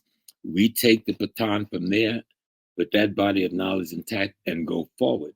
Not just sit by doing ritualistic repetition, and nothing changes in your environment. Mm-hmm. Mm-hmm. That's what the Christians do. That's what the Muslims do. You Yes, pray sir. 5 times a day and then you go back to being slaves. Yep. You go hoop and holler and shout on Sunday all day long and go back to being slaves. Yep. Nothing changed, and yet you don't change. That's real. But that's where Ogun represents such a phenomenon. Because Ogun, they said the god of iron, the god of war, and all of this stuff. But why is iron used there? Because it's you take iron, you find a rock, it's full of impurities, full of other minerals that you can't use for much things right there. So you put it in the fire, and you burn it, and you burn out the impurities, and you get something called steel. But with steel, I can make a spear. With the steel, I can make a hoe to work the garden. With steel, I can make a cutlass to cut the weed. With steel, I can make a sword. With steel, I can make strong elements and poles to be the frame of my house. So what to show that the need to use nature in a transformative process to come up with utility. See? Same thing with the human character. The human character must be transformed in order to be utilized for the better. You know? When they talk about issue ligba at the crossroads, what is the crossroads? It's that point in the human mind, the human consciousness, where you must make a decision, you must make a choice. Otherwise, you're going to be frustrated. You know? Otherwise, you're going to retard the whole process of your movement. You've got to make a choice. Issue ligba is that stimulus in your consciousness that bring you to make that choice. But it's deeper than this. It's like these necklaces we wear, these beads we wear. Yeah. When the white man said, you can't practice none of this stuff here you brought from Africa. And if I catch you practicing, you're going to lose your hand, or you lose your life or something, lose your freedom at best. So we said, what kind of secret way can we come up with to maintain the body of knowledge and the practice without them realizing we're doing it? The beads. Yeah. Each one symbolizes a school of thought. He would buy us the beads because they like beads. They love it. We go to the market and buy the Negroes some beads. Oh, man. But we use the beads to create a code system of an African university that is stored in our minds and stimulated by the memories that the code system of beads and colors evokes. And then, of course, the rituals and other things we could do in secret when we had the opportunity. And so thus we preserved our understanding of cosmology and ecology, you know, and its relationship to us and the environment we found ourselves in. But one of the mistakes we've made is to operate from the perspective of white man religion conceptually, and thus put boundaries and restrictions on ourselves so we don't grow past the point our ancestors handed us the scepter. We just stood there. They didn't hand us the scepter to stand on the track in one place and just look back at what run they made. They hand us the scepter to study the run they made and now make us our own run. And we haven't been doing that. That's real. That's real. Yeah. And speaking of Babaluaiye, that's definitely one of the most powerful. That is the most powerful initiation I've ever been a part of. Like it was different. Babaluaiye? Yeah, we got one in our house. That's a serious school of thought. Yeah. And we know, the brother asked the question, and I'm sure he probably know too. A lot of this tradition is like Freemasonry. It's a secret society. Yeah. And we who take the oath of being priests, we do not share this information except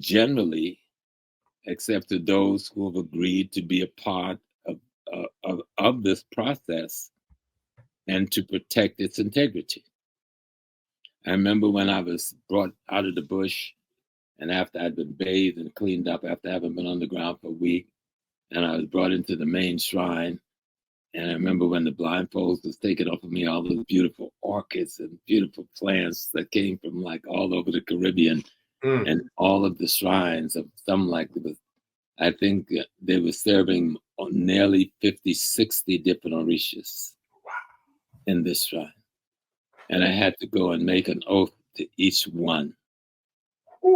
And a part of that oath was there's certain things I would say and certain things I cannot say, except to those who agreed to what I've agreed to carry this institution forward. Wow. And that's for the elders who might say, Small, you're saying a little bit too much out there sometimes because we be hearing you. No, I've learned the boundaries. Sometimes I may cross them a little bit, but I've learned the boundaries. And I took an oath. And the other part of that oath was that we died for this race. I should. We took an oath to that we will die for this race. Oh, yeah. It's real. A lot of people, nowadays, because it's growing It's popular. not just a ceremonial game for you to wear some beads and wrap your hair and wear some clothes and go and do some dancing. No. Your primary responsibility is freedom or death. The ancestors are simply giving you the tool to accomplish that. And our job is to perfect the tool and advance the tool. I should. That's facts. Yeah, no, that's powerful. And I appreciate that, Baba, because as long as I've been studying and following your work before I ever had the opportunity to meet you, I've never heard you share or open up in regards to your path in the tradition the way you have on. I give thanks for that because that's powerful, extremely powerful. Yeah, because a lot of people don't really know that I'm a real priest. Right. I think that I've been to the ground and that I've had multiple beautiful teachers. My main Baba Matushu, who's now an ancestor, Mother Joan, who's an ancestor, Mother Valerie, both from Trinidad, who are an ancestor, Mother Pat, who is now an ancestor from the Kenny Cyrus Ilea Jube in Chaguanas Enterprise Village, Trinidad. Baba Surgiman from the Yoruba Village in South Carolina. Baba Jomo from that same village. Shifo Jamu from these people I know. Mama KK, who I met back in '67. Yeah. When they had the Yoruba Temple on 7th Avenue in Harlem. Yeah. My godmother was part of that temple. Wow. She was married to the Oba. She was married to the Oba. Okay, when they lost the temple, I was then an imam while studying in Yoruba. Wow. Right? Because Baba Surgiman was one of Malcolm X's greatest supporters. Yes. So I've become the imam of Malcolm X Muslim Mosque Inc., MMI. Wow. And so when they lost their temple, I let them meet in the mosque on Sunday to have Yoruba temple. A lot of the other Muslim communities got very angry at me and even put a contract on me. Didn't work. But the Juju backed it down. They didn't understand. The other person who was a big supporter of Malcolm was Nana Perry Denny Zulu. I also studied under them in the Akan tradition. And my close friend was his son, Kimante Denny Zulu, who was a very powerful priest of the Akan. He's an ancestor now. Sometimes we used to go in the shrine on Friday, work in shrine, and not surface until Monday, doing work. I mean, people would come leave our food at the door, and water and drinks at the door. I've been through a lot of trying to learn this tradition, trying to look at the faults we have bred into it and trying to look at the authenticity. I've been to Africa. I can't tell you the number of shrines I visited in Africa and the number of priests and priestesses I've interviewed in Africa. That's true. And those who helped to train me from Africa. And so, so I'm not just a political. I didn't get my identity from City College and the degree. The degree I got from those crazy white people up there. Right? I got out the mud, man. My Real. degree come from the Black community and from being in the Black struggle every day. I knew Queen Mother Moore. I didn't just stay on the street and wave. I worked with her. We stood in the same room together.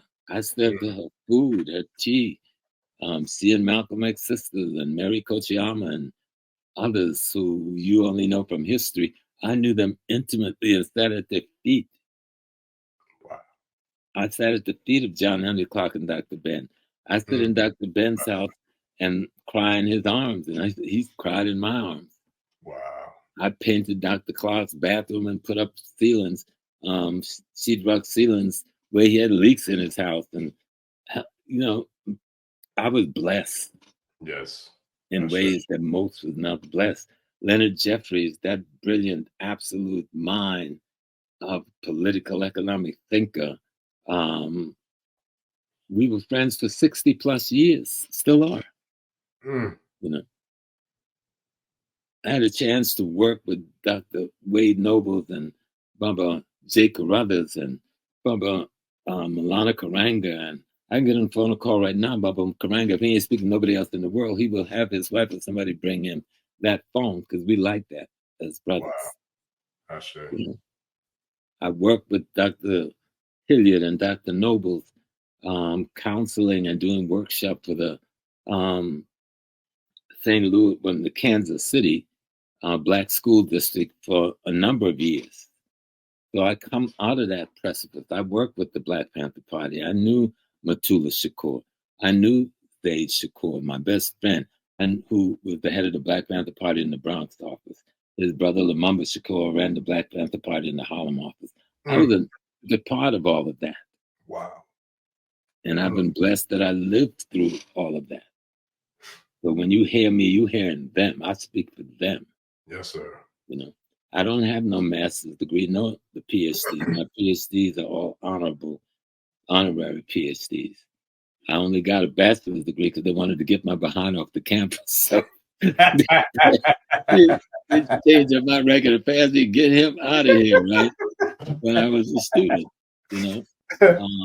my degree comes from the streets and the struggle. Yeah. I marched with Dr. King and them against the war in the march against the war when he marched on the UN with Kwame Ture. I knew Kwame Ture like a close brother, closer than I know you. We just got to know, but Kwame and I was like brothers and friends. I laid in his sick bed because he was too weak to get up, and I laid in bed beside him the month before he died. Wow. And we just to talk, but what do I tell the young people about prostate cancer? What is it you didn't do that we should tell the others they should do? Yes. And I remember the one thing he told me, Mr. James, said, a mistake I made, I didn't do nothing. Wow. I kept it a secret. I thought it was just a man thing until it was too late. I remember when we first found out he had the cancer, and we went to the hospital, me and his ex-girlfriend, who was this lady during the early days in SNCC. And we walked into the hospital. He was with his sister and a couple of his kids. He started boo-hooing like a little baby. Jay, don't die, and don't die. Negro, you ain't died. He's just sick, right? Well, I mean, he was a beautiful soldier. But he also was a vulnerable man, one of our brothers, our comrades, who I love to death. But I'm just saying all this to let you know that I grew up with these people in this struggle. And when I speak, I try my best to speak for them who are not here anymore. Zaid Shakur got killed on that turnpike. That day they arrested his wife, Asada. Thank God Asada was able to be extracted by brothers like Sekou Odinga who led the extraction and sent it to Cuba. So they can rest in peace. You know, Lumumba was tricked and assassinated in New Orleans, but we never found out who did that. You know, Matula was held in prison until he was about to die, and then he was sent home to die, you know. And so many of the other great soldiers who fought, these were kids, these were 19, 18-year-old soldiers when they went to prison on our behalf. And so those were the people I knew, those are the people I soldiered with, ran with. So when you hear me talking, I'm really talking about them. Things they were fighting for, things we were as youngsters arguing about, what was right and wrong. Was it Islam? Was it Yoruba? Was it Christian? What was going to be the path, spiritually we were going to take? Things like this. What we, you know what I'm saying? I'm just blessed that I lived to be almost 80 years old when most of my beautiful brothers and sisters didn't live to be 40, you know, or 60. And so, but all that means is it's y'all's time. Yeah. It's y'all's time. We hear now. Take the scepter from people like me and Dr. Bannon, Dr. Khan. Y'all got to just do what you got to do. And remember what the ancestors taught us, and this is clear. We are the ancestors. My mom and daddy got in bed and they had sex. And that egg and that sperm carried all of the ancestors of my father. And the egg carried all the ancestors of my mother. And they unite to give me all of the ancestors of my mother and all the ancestors of my father. They became me. I am them. I am the ancestors today. My children are the same ancestors today and tomorrow. Okay. My ancestors, my mother, my father, they were me yesterday. I am them today. That's my culture. That's my sacred science understanding of fundamental genetic reality. No boogeyman, spookism, nothing. We don't need boogeyman, spookism. We don't need to lie about our history. Our history is so magnanimous, so great. We can tell the worst part of our history and is greater than most people in the world's history. That's facts. So we all got to have the human experience, and our ancestors was conscious of that. Yes, sir. And tried to build societies that reflected that. So here we are. We're here now. Just cruising. And smoking, I'm saying, cruising down a crowded avenue. Having fun, you know. Man, listen, I thought the last one might have been my favorite one we had together. Shit, I think you might have knocked that home run out the park and made this one, but this is just as hard. We just have to, and then, you know, I always make sure I tie in food, clothing, shelter, safety, and security. When I woke up this morning, like I was asking my grandbabies when they came in here because they wanted to get what I got in this jar, these gummies, right? Which is vitamin C. But my baby, a little 6-year-old, she think they candy. Grandpa, should I have one of the orange things? I said, baby, this is a vitamin. I'm trying to keep you from getting the cold. Yes. You know? Yes. So I was asking them, did y'all have lunch? Because I know mommy and daddy running around shoveling snow and cleaning. And they both said they were not hungry. And so that we had waffles and stuff for breakfast, but you were still asleep and so forth. So we've got to know every day we wake up, we got to make sure the family's got food, clothing, shelter, safety, and security. And we got to know that will also be there tomorrow. That means we got to get in control. Like Malcolm X said, Black nationalism is to control the economics, the politics, and the culture where you live. Let me say that one again. Ain't no Orisha gonna control that shit for you. Ain't no Oludamari gonna control it for you. You've got to control the economic, politics, and culture where you live by using the consciousness that you learn from the knowledge of the ancestors, right? That's it. The consciousness that developed from the knowledge left us by the ancestors is supposed to allow us to provide food, clothing, shelter, safety, and security for yourself and your family, which means you absolutely must get in control of the economic, politics, and culture where you live, which means you must absolutely get in control of the land, labor, and resources where you live. Say that again. You must control the land, labor, and resources where you live. You must control economic, politics, and culture where you live. You will be able to provide the food, clothing, shelter, safety, and security for yourself and your family if you do that. And you can't do that without Pan-African unity wherever you're at. You must be a united community. What unites you is your belief system, your knowledge and understanding, and allegiance and alliance and commitment to African sacred science as the foundation of your consciousness. So that's what we're saying.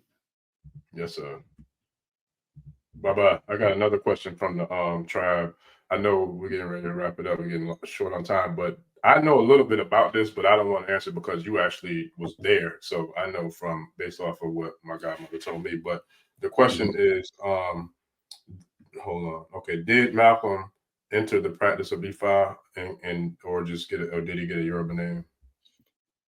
To my knowledge, he simply was given a Yoruba name, but Malcolm was, I can't say he didn't, when we said the practice of Ifa, we got to be careful not to think like religion. Right. Because you could be a Muslim and practice Ifa if you know what you're doing. Yeah. Right?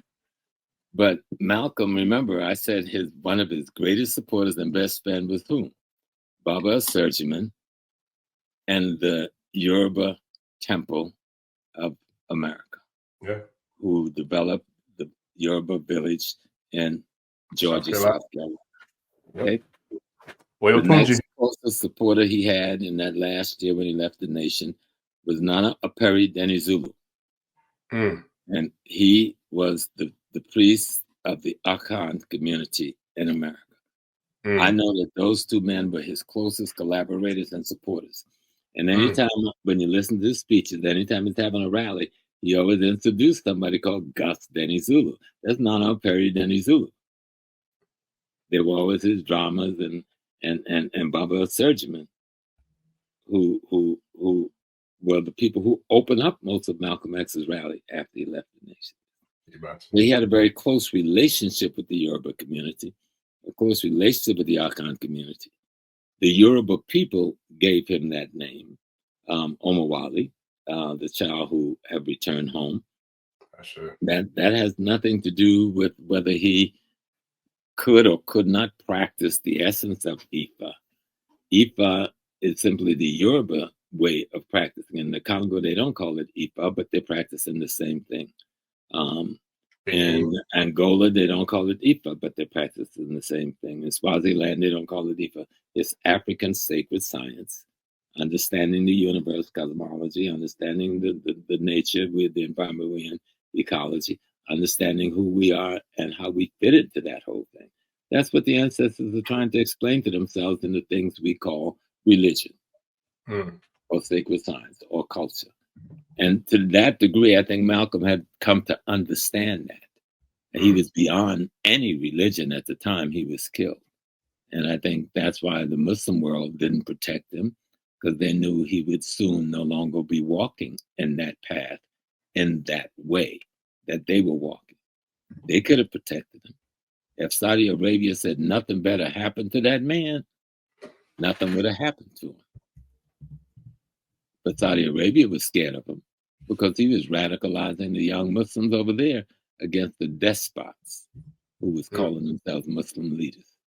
So Yoruba is a people. It's not a tradition. It's not a religion.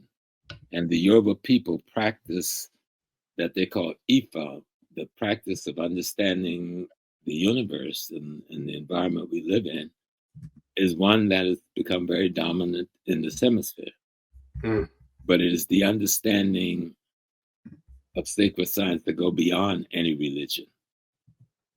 They go beyond any particular cultural group's manifestation or explanation for it. And I think Malcolm had already reached that space even before he went to Nigeria. Because he went to Ghana And the religious people in Ghana also gave them blessings, but they didn't change his name or offer him a name, and they might have, he never used it. In Ghana, I'm called Nana Kofi Mpansa II. I rarely use the name, so except on occasion. I'm also near Hito Okrapong in my initiation among the Ga people. But they're all the same science. These are just different ethnic nations expressing the science. I was initiated in the Ga spiritual tradition. I was initiated in the Akan spiritual tradition. I'm more familiar with the Yoruba spiritual tradition because we are over here where that one is so dominant and it's easier to interface with others. When I go to the reading of the year next week, as I do every year, we will have the Akan tradition there, the Yoruba tradition there, the Voodoo tradition there, and the what's the Asian one with the Vodun? Huh? Vodun? No, we will do the Vodun. Vodun priests and priestesses will be there, and the I Ching. So it's usually 5 to 6 traditions, and almost in every reading, even though they all do their reading separately, and they're just minute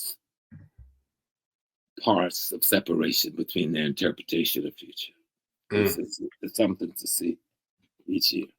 Because we're talking, there's only one sun in the sky that affects us directly.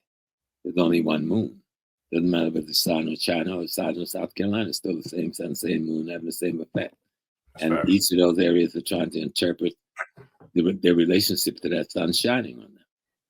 We take that interpretation and explanation, we call it religion.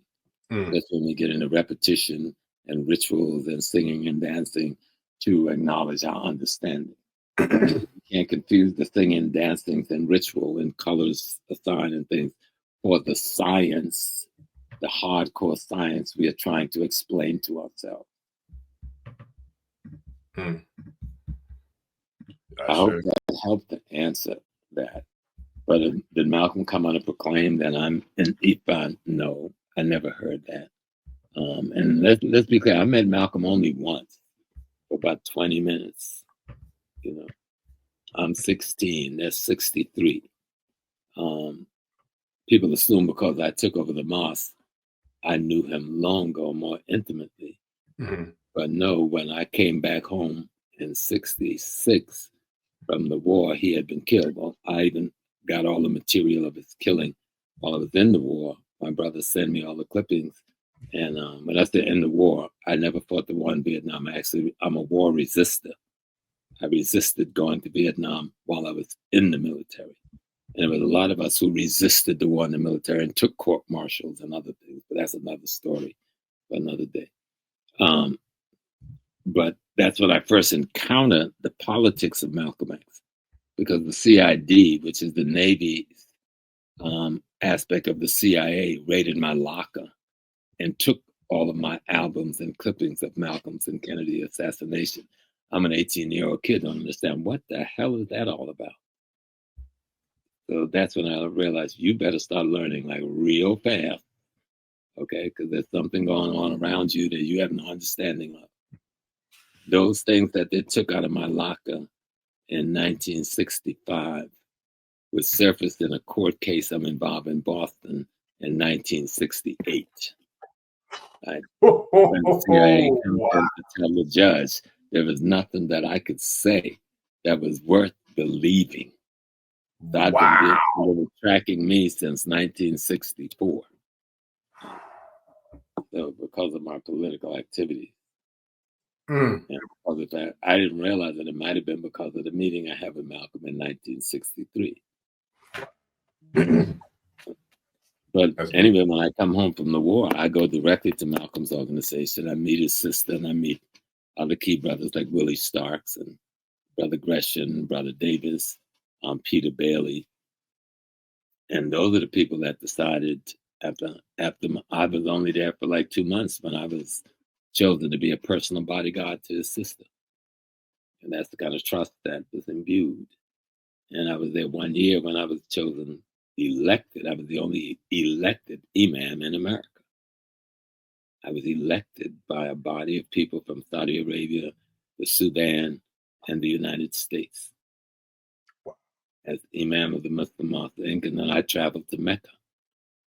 I was further granted my theological license to teach Islam in the West. I had to go before a body called the Repatriation el-Islami, the World Muslim League in Mecca, to be tried and true. And to be granted. And before I got there, the only other name in that book was Malcolm X. And I signed under him. That's deep. I never knew that part of the story. I knew, you're taking over the mosque and all that. I didn't know that. That's deep. Wow. There was one other man that was in Mecca before me, but his name is not in that book. His name was the Honorable Elijah Muhammad, Hajj Muhammad. Elijah Muhammad had made the Hajj before Malcolm X. But it was kept on the down low because he did not want to take his people from under one dominance, white Christianity, and put them under Arab Muslim dominance.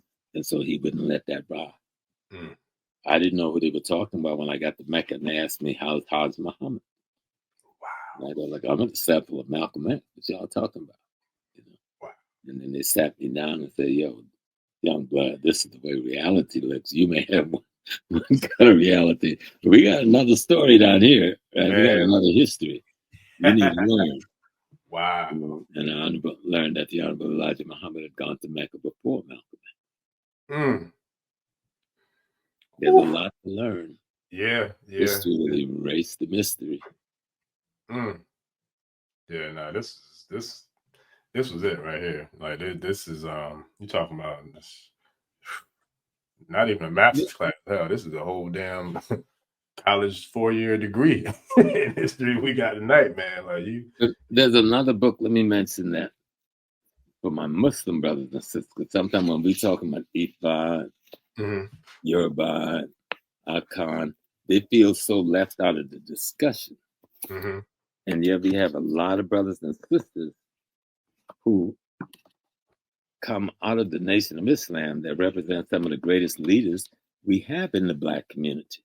And we don't acknowledge that Elijah Muhammad was one of the greatest leaders we ever had because of the transformative teaching he brought. It helped so many brothers and sisters rise above the oppression of their consciousness. And still doing it. And so many other brothers. Minister Farrakhan has been doing it for these decades. And so we have to acknowledge that. And we are afraid to acknowledge that because the white man made us afraid to acknowledge the message. The messenger, I love you, sir. I acknowledge you.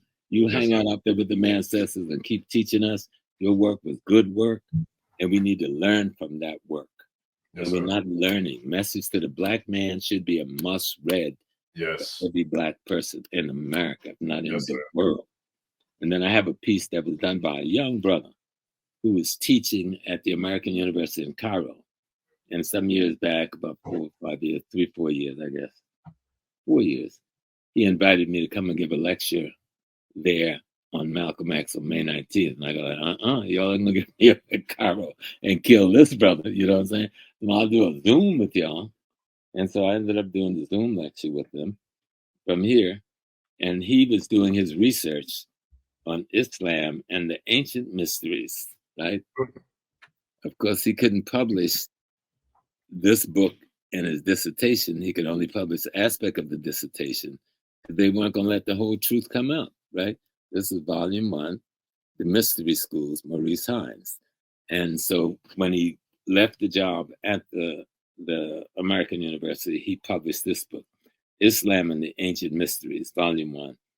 It should be a must-read for all Muslims and non-Muslims in America. So you'll see how unseparate your Islam is from African sacred science.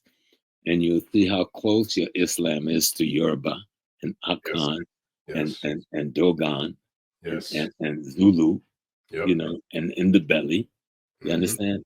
And Nubian. It's all the same thing. All connected. Somebody just put their cultural twists on the school of thought. And so it's a beautiful piece, Islam and the Ancient Mysteries, Volume 1, Volume 2. And another book that came out with there's 2 other good pieces people need to learn.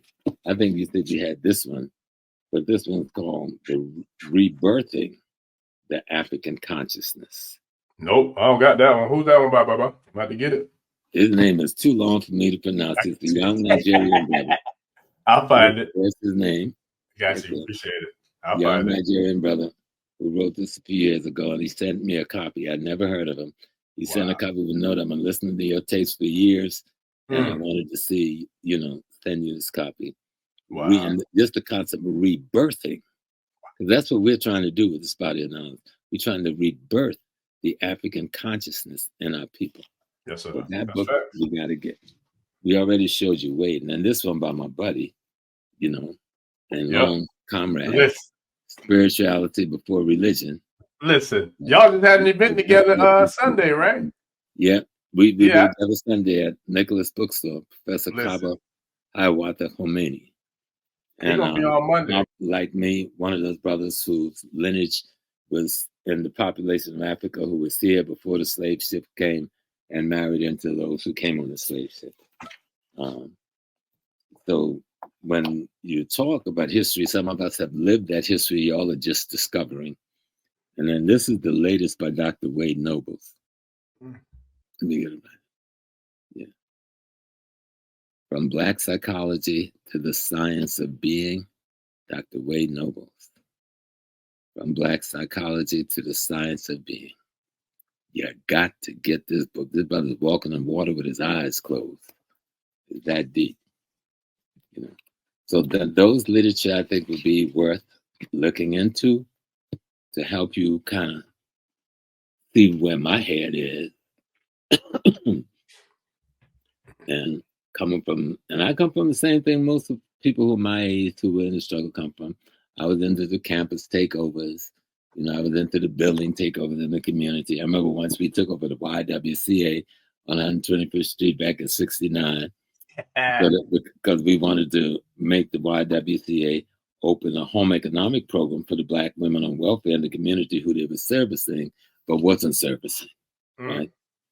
And I was arrested, of course, at that site after they took out an injunction against me and me and Brother Charles Powell. So we sneaked out to the building during the night so they wouldn't use our presence to raid the building and let them know that we were out of the building. But I would just taunt them by driving up every morning, me and my girlfriend, who turned out to be another cop, but that's another story for another show. But we would drive up there in the morning in the car, and I would jump out and put all the food and the pots of food out for the people jumping in the car. But all these cops across the city, this is childish taunting, immature politics. So one day she couldn't come. So I took the car and went myself. And when I jumped out of the car and started taking out the food, here comes NYPD finest. And I couldn't get back in the car, so I had to run. So I'm running, and these cops behind me chasing me, right? And I see these two Black cops walking towards me. So I surrendered to the two Black cops. And one of the Black cops, he wanted to get the older one, he wanted to give me to the white boys. The white boys were saying, he's ours. And this young Black cop cuffed me with his handcuff and pulled me behind and said, no, he's mine. He's mine. And there was almost a fight between them because the white dude wanted to beat me up pretty good. So the mother wouldn't let it happen. And the older Black dude wanted to give me to them to be beat up. But the young Black cop said, no, this ain't happening. Wow.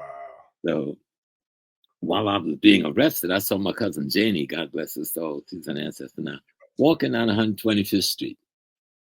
Janie Bacote. And by the time they get me to the 26th precinct, 200 people was there. So they thought this is my organization reacting like that. This is my family. Wow. The word got out on the phone. They got James.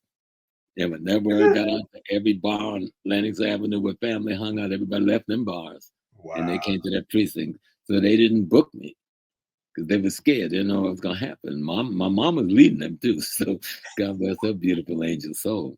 Yes, and sir. So they gave me a summons and let me go. And I remember I was carrying California license plate then. They were scared of anybody with a California license plate with the party stuff. And I'm black leather jacket down, beret on, the whole nine. So, but no, you have some experiences in life, right? That people say you can't write this stuff down. You certainly can make this stuff up. I'm just blessed that God gave me the experience so I could tell the story of people like me. I wasn't the only one out there doing this.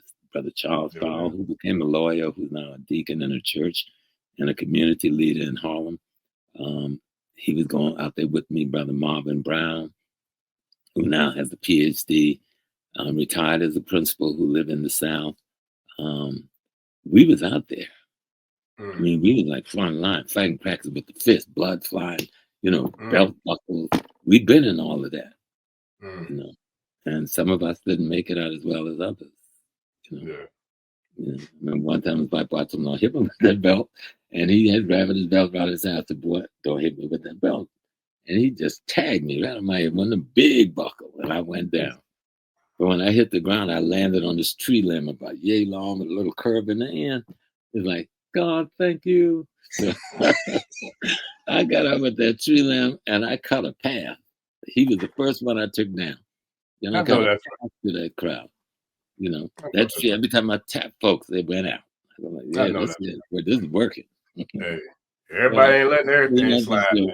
To be being jovial about, but they were trying to kill us there. It was 25 of us against 200 of them, and we prevailed. Yes, sir. And one of the brothers in that group that was fighting beside me was a brother named Guillermo Morales. Anybody know who Guillermo Morales is? It sounds familiar. He's the brother that's in Cuba with Asada. Okay. He was arrested for bombing. He had lost all of his fingers in a bomb lab. And he escaped from the federal detention with his 2 thumbs in his hands, right? And he ended up in Cuba. And he's still alive, Guillermo. I hope he sees this. Yo, Willie, we still cool, bro. And my daughter Anika's 50-something years old now. But no, we was fighting. I mean, we didn't think we were gonna live to be this old. I mean, to tell the truth, we were just saying, okay, bite the bullet and jump in. Do it. We were ignorant.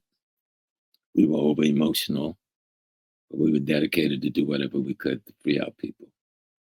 We weren't smart and organized and had it all together. Matter of fact, it was just the opposite.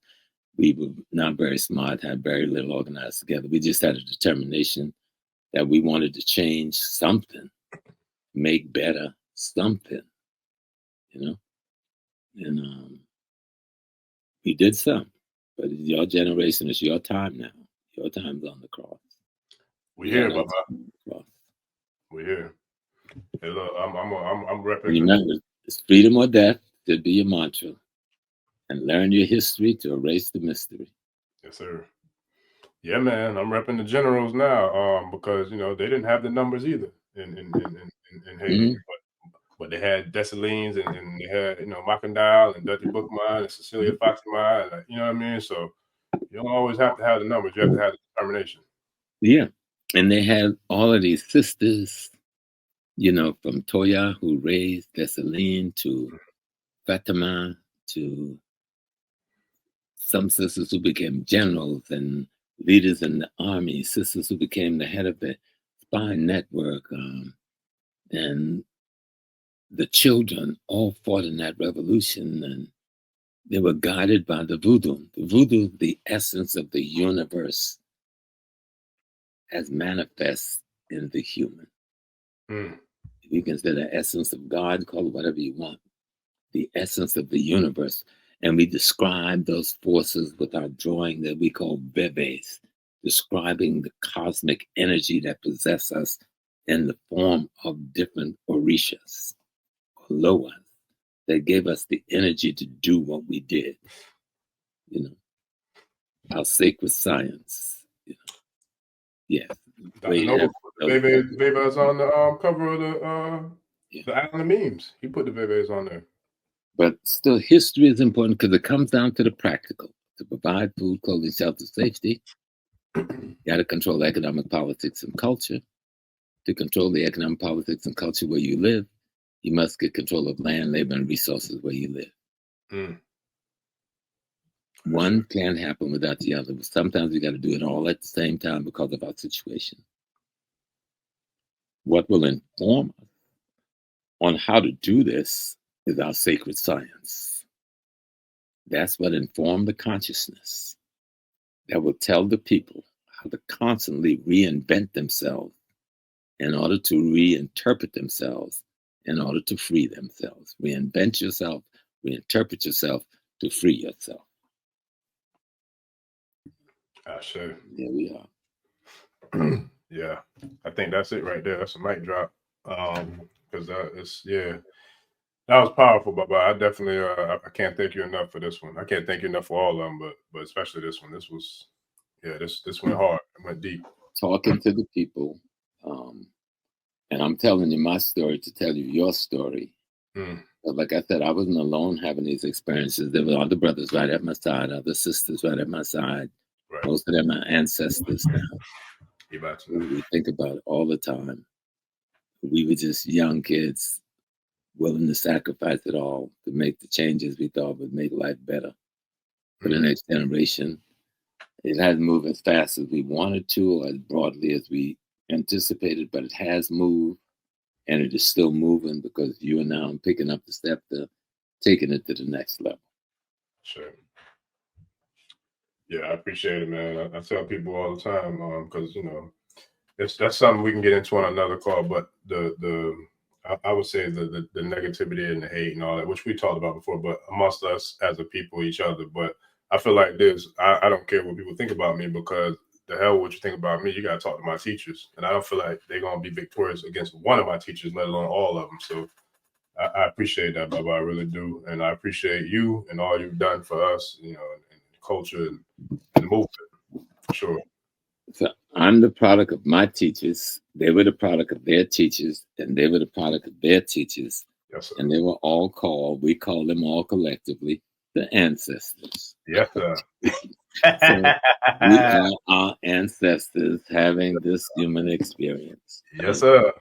Going forward. Yes, sir. And I want to drill this into people. Your mother and your father, when they created you, they simply recreated themselves.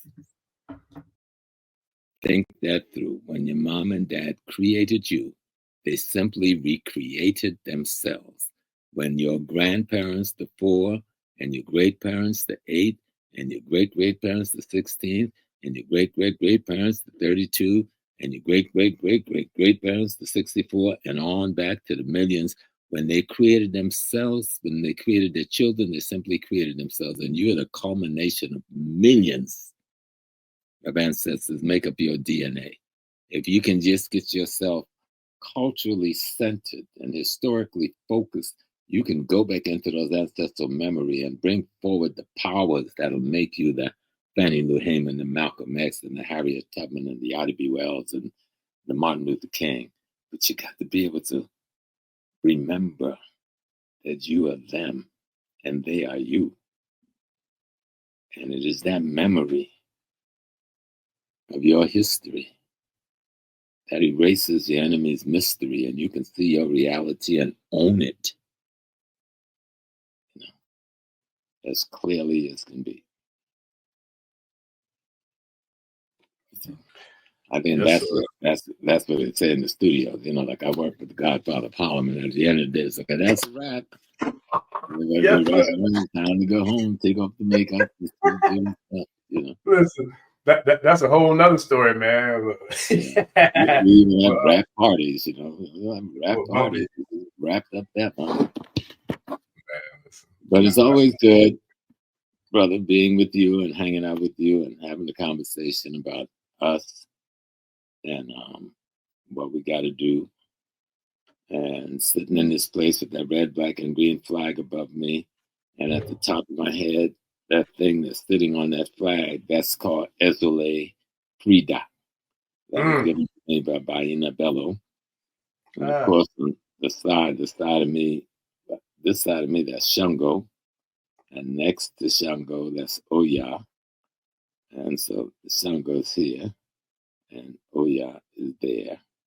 And there are other deities who are symbols around. And on this side, those are all my ancestors. Got to lean so you can see them well. See, they all sitting there just watching me, make sure the boy doing the right thing and saying the right thing. Because we've taught him well. My great-parents, my grandparents, my great-parents, and my great-great-parents. And a bunch of cousins and siblings. So I live for them because they lived for me. I am them as they were me before this me. Yes, sir. Actually, you know what's funny? I was thinking about that on the last one we did. I wanted to ask you about the what you had back there. I had an idea. I knew the ancestors in the Congo, but I didn't know which shrines like symbolize which deities. But the fact that you brought it up without me even asking that, you talk about spirit, doing what spirit do in the energy, man. That's powerful. Like, it really truly is. And mind you, I'm in my shrine room. I'm looking at Kabiesi Shango, I'm looking at Oya, I'm looking at Ifa, I'm looking at Imoja, I'm looking at Oshun. I got Baba Obatala behind me. So we here now, and the spirit is definitely doing what it does. The So energy that we use them to symbolize is all a part of your consciousness. You just have to be able to stimulate it. That's what the knowledge of them allow you to do, to stimulate that body of energy that we symbolically use them to represent in you, to bring it forward into the world, to cause the changes necessary to allow you the freedom that you deserve. I sure. That's what it's all about. Yes, sir. No, I appreciate it, Baba, man. I really do. And before we get out of here, shout out again to Sankofa 360 720 Study Group in Jacksonville. They'll be hosting Baba Small in February for the African Black History, African cultural celebration of Black history in America. So family, if you're in the Southeast region, if you're in Florida, if you're in Georgia, if you're in South Carolina, y'all grab the tickets. They're on the website. I'll definitely be, promoting it on the website up until the event, and I'll do my best to have Baba Smalls back on, multiple times to get ready for that event. But show some love, man, and appreciation to our elders, because without them, we're not having these conversations today, and I give thanks, Baba. I appreciate you and all that you do and all that you've done for me, and spending the time with me that you have, and I appreciate all of it because it just gives me Let motivation. me tell people where I get the time from, because I got this most beautiful wife who for the last 53, 54 years now. And in 54 years, we didn't go through life in just a boat on smooth water. We had some rough tides. Sometimes the boat almost tipped over. Sometimes we almost deliberately turned it over. But we managed to maintain a partnership through all these years. And any freedom I've had to fight and to learn, she has been the backbone that allowed that freedom. Because we also have 4 kids that had to be raised in school and taken care of, and food, clothing, shelter, and all of those things, doing all of this experience. Had mothers and fathers who got elderly and had to be taken care of, who were ill, and some passed away. And we still have a mother, her mom, who's 98 years old now, and we're going to be going over to see her tomorrow probably. So a lot of times when you see brothers out here or sisters out here, we have to also remember there is a mate at home, and there's children, and there's parents. And had they not allowed us the freedom to fight for freedom, because the way unconsciousness works, the very people you try to save restrict you from the process of saving them. And so you got to be thankful when you got the support of the people you're trying to fight for, fighting with you, by supporting you in the fight. So it's important for people to know that, So don't just see me and don't see he's got a wife. And she was, every moment that he said he lived, that lady had to live through those moments too. So I just want you to know that she might never even had a state, but the world needs to know and understand that. Yeah, that's what that struggle really is about.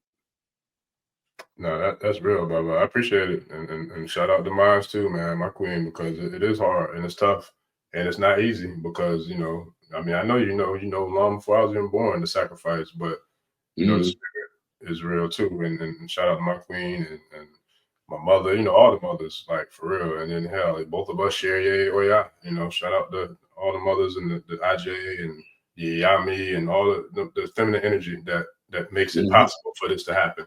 I give thanks and I appreciate it for sure. Yes, sir.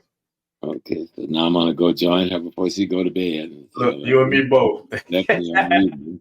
Okay, my brothers. Yes, sir. I appreciate you, Baba. Peace and blessings. So, family, I appreciate y'all for tuning in. And it's been another live stream episode, a legendary live stream episode of the African Spirituality Experience. A shout out to Baba Smalls for joining us and dropping $1 million trillion worth of jewels. And I give thanks to all y'all for all the love and support. And we'll definitely see y'all on the next one with Professor Kaba Hiawatha Kamene. So those two are like a tag team, man, in regards to the movement. So we've been blessed to bring some titans and powerhouses in the consciousness community to the Ashe Street. So family, I appreciate you all, riding with us on a long live stream, man. I definitely appreciate y'all. So with that, thank you. We appreciate you. Mudupwe, and don't forget to please like, share, subscribe. We are out. Peace. Odabo. Ẹni tó gbàgbé ilé sàpò ìyàgbọ́ tẹ́ǹtì ẹni takísà ní tàtàn ò bá padà sílé anítìjàkọ ẹja lọ pé eégún mo ṣe ní gbẹ́rẹ́ ìpàkọ́. Forsake not your ancestors and pray.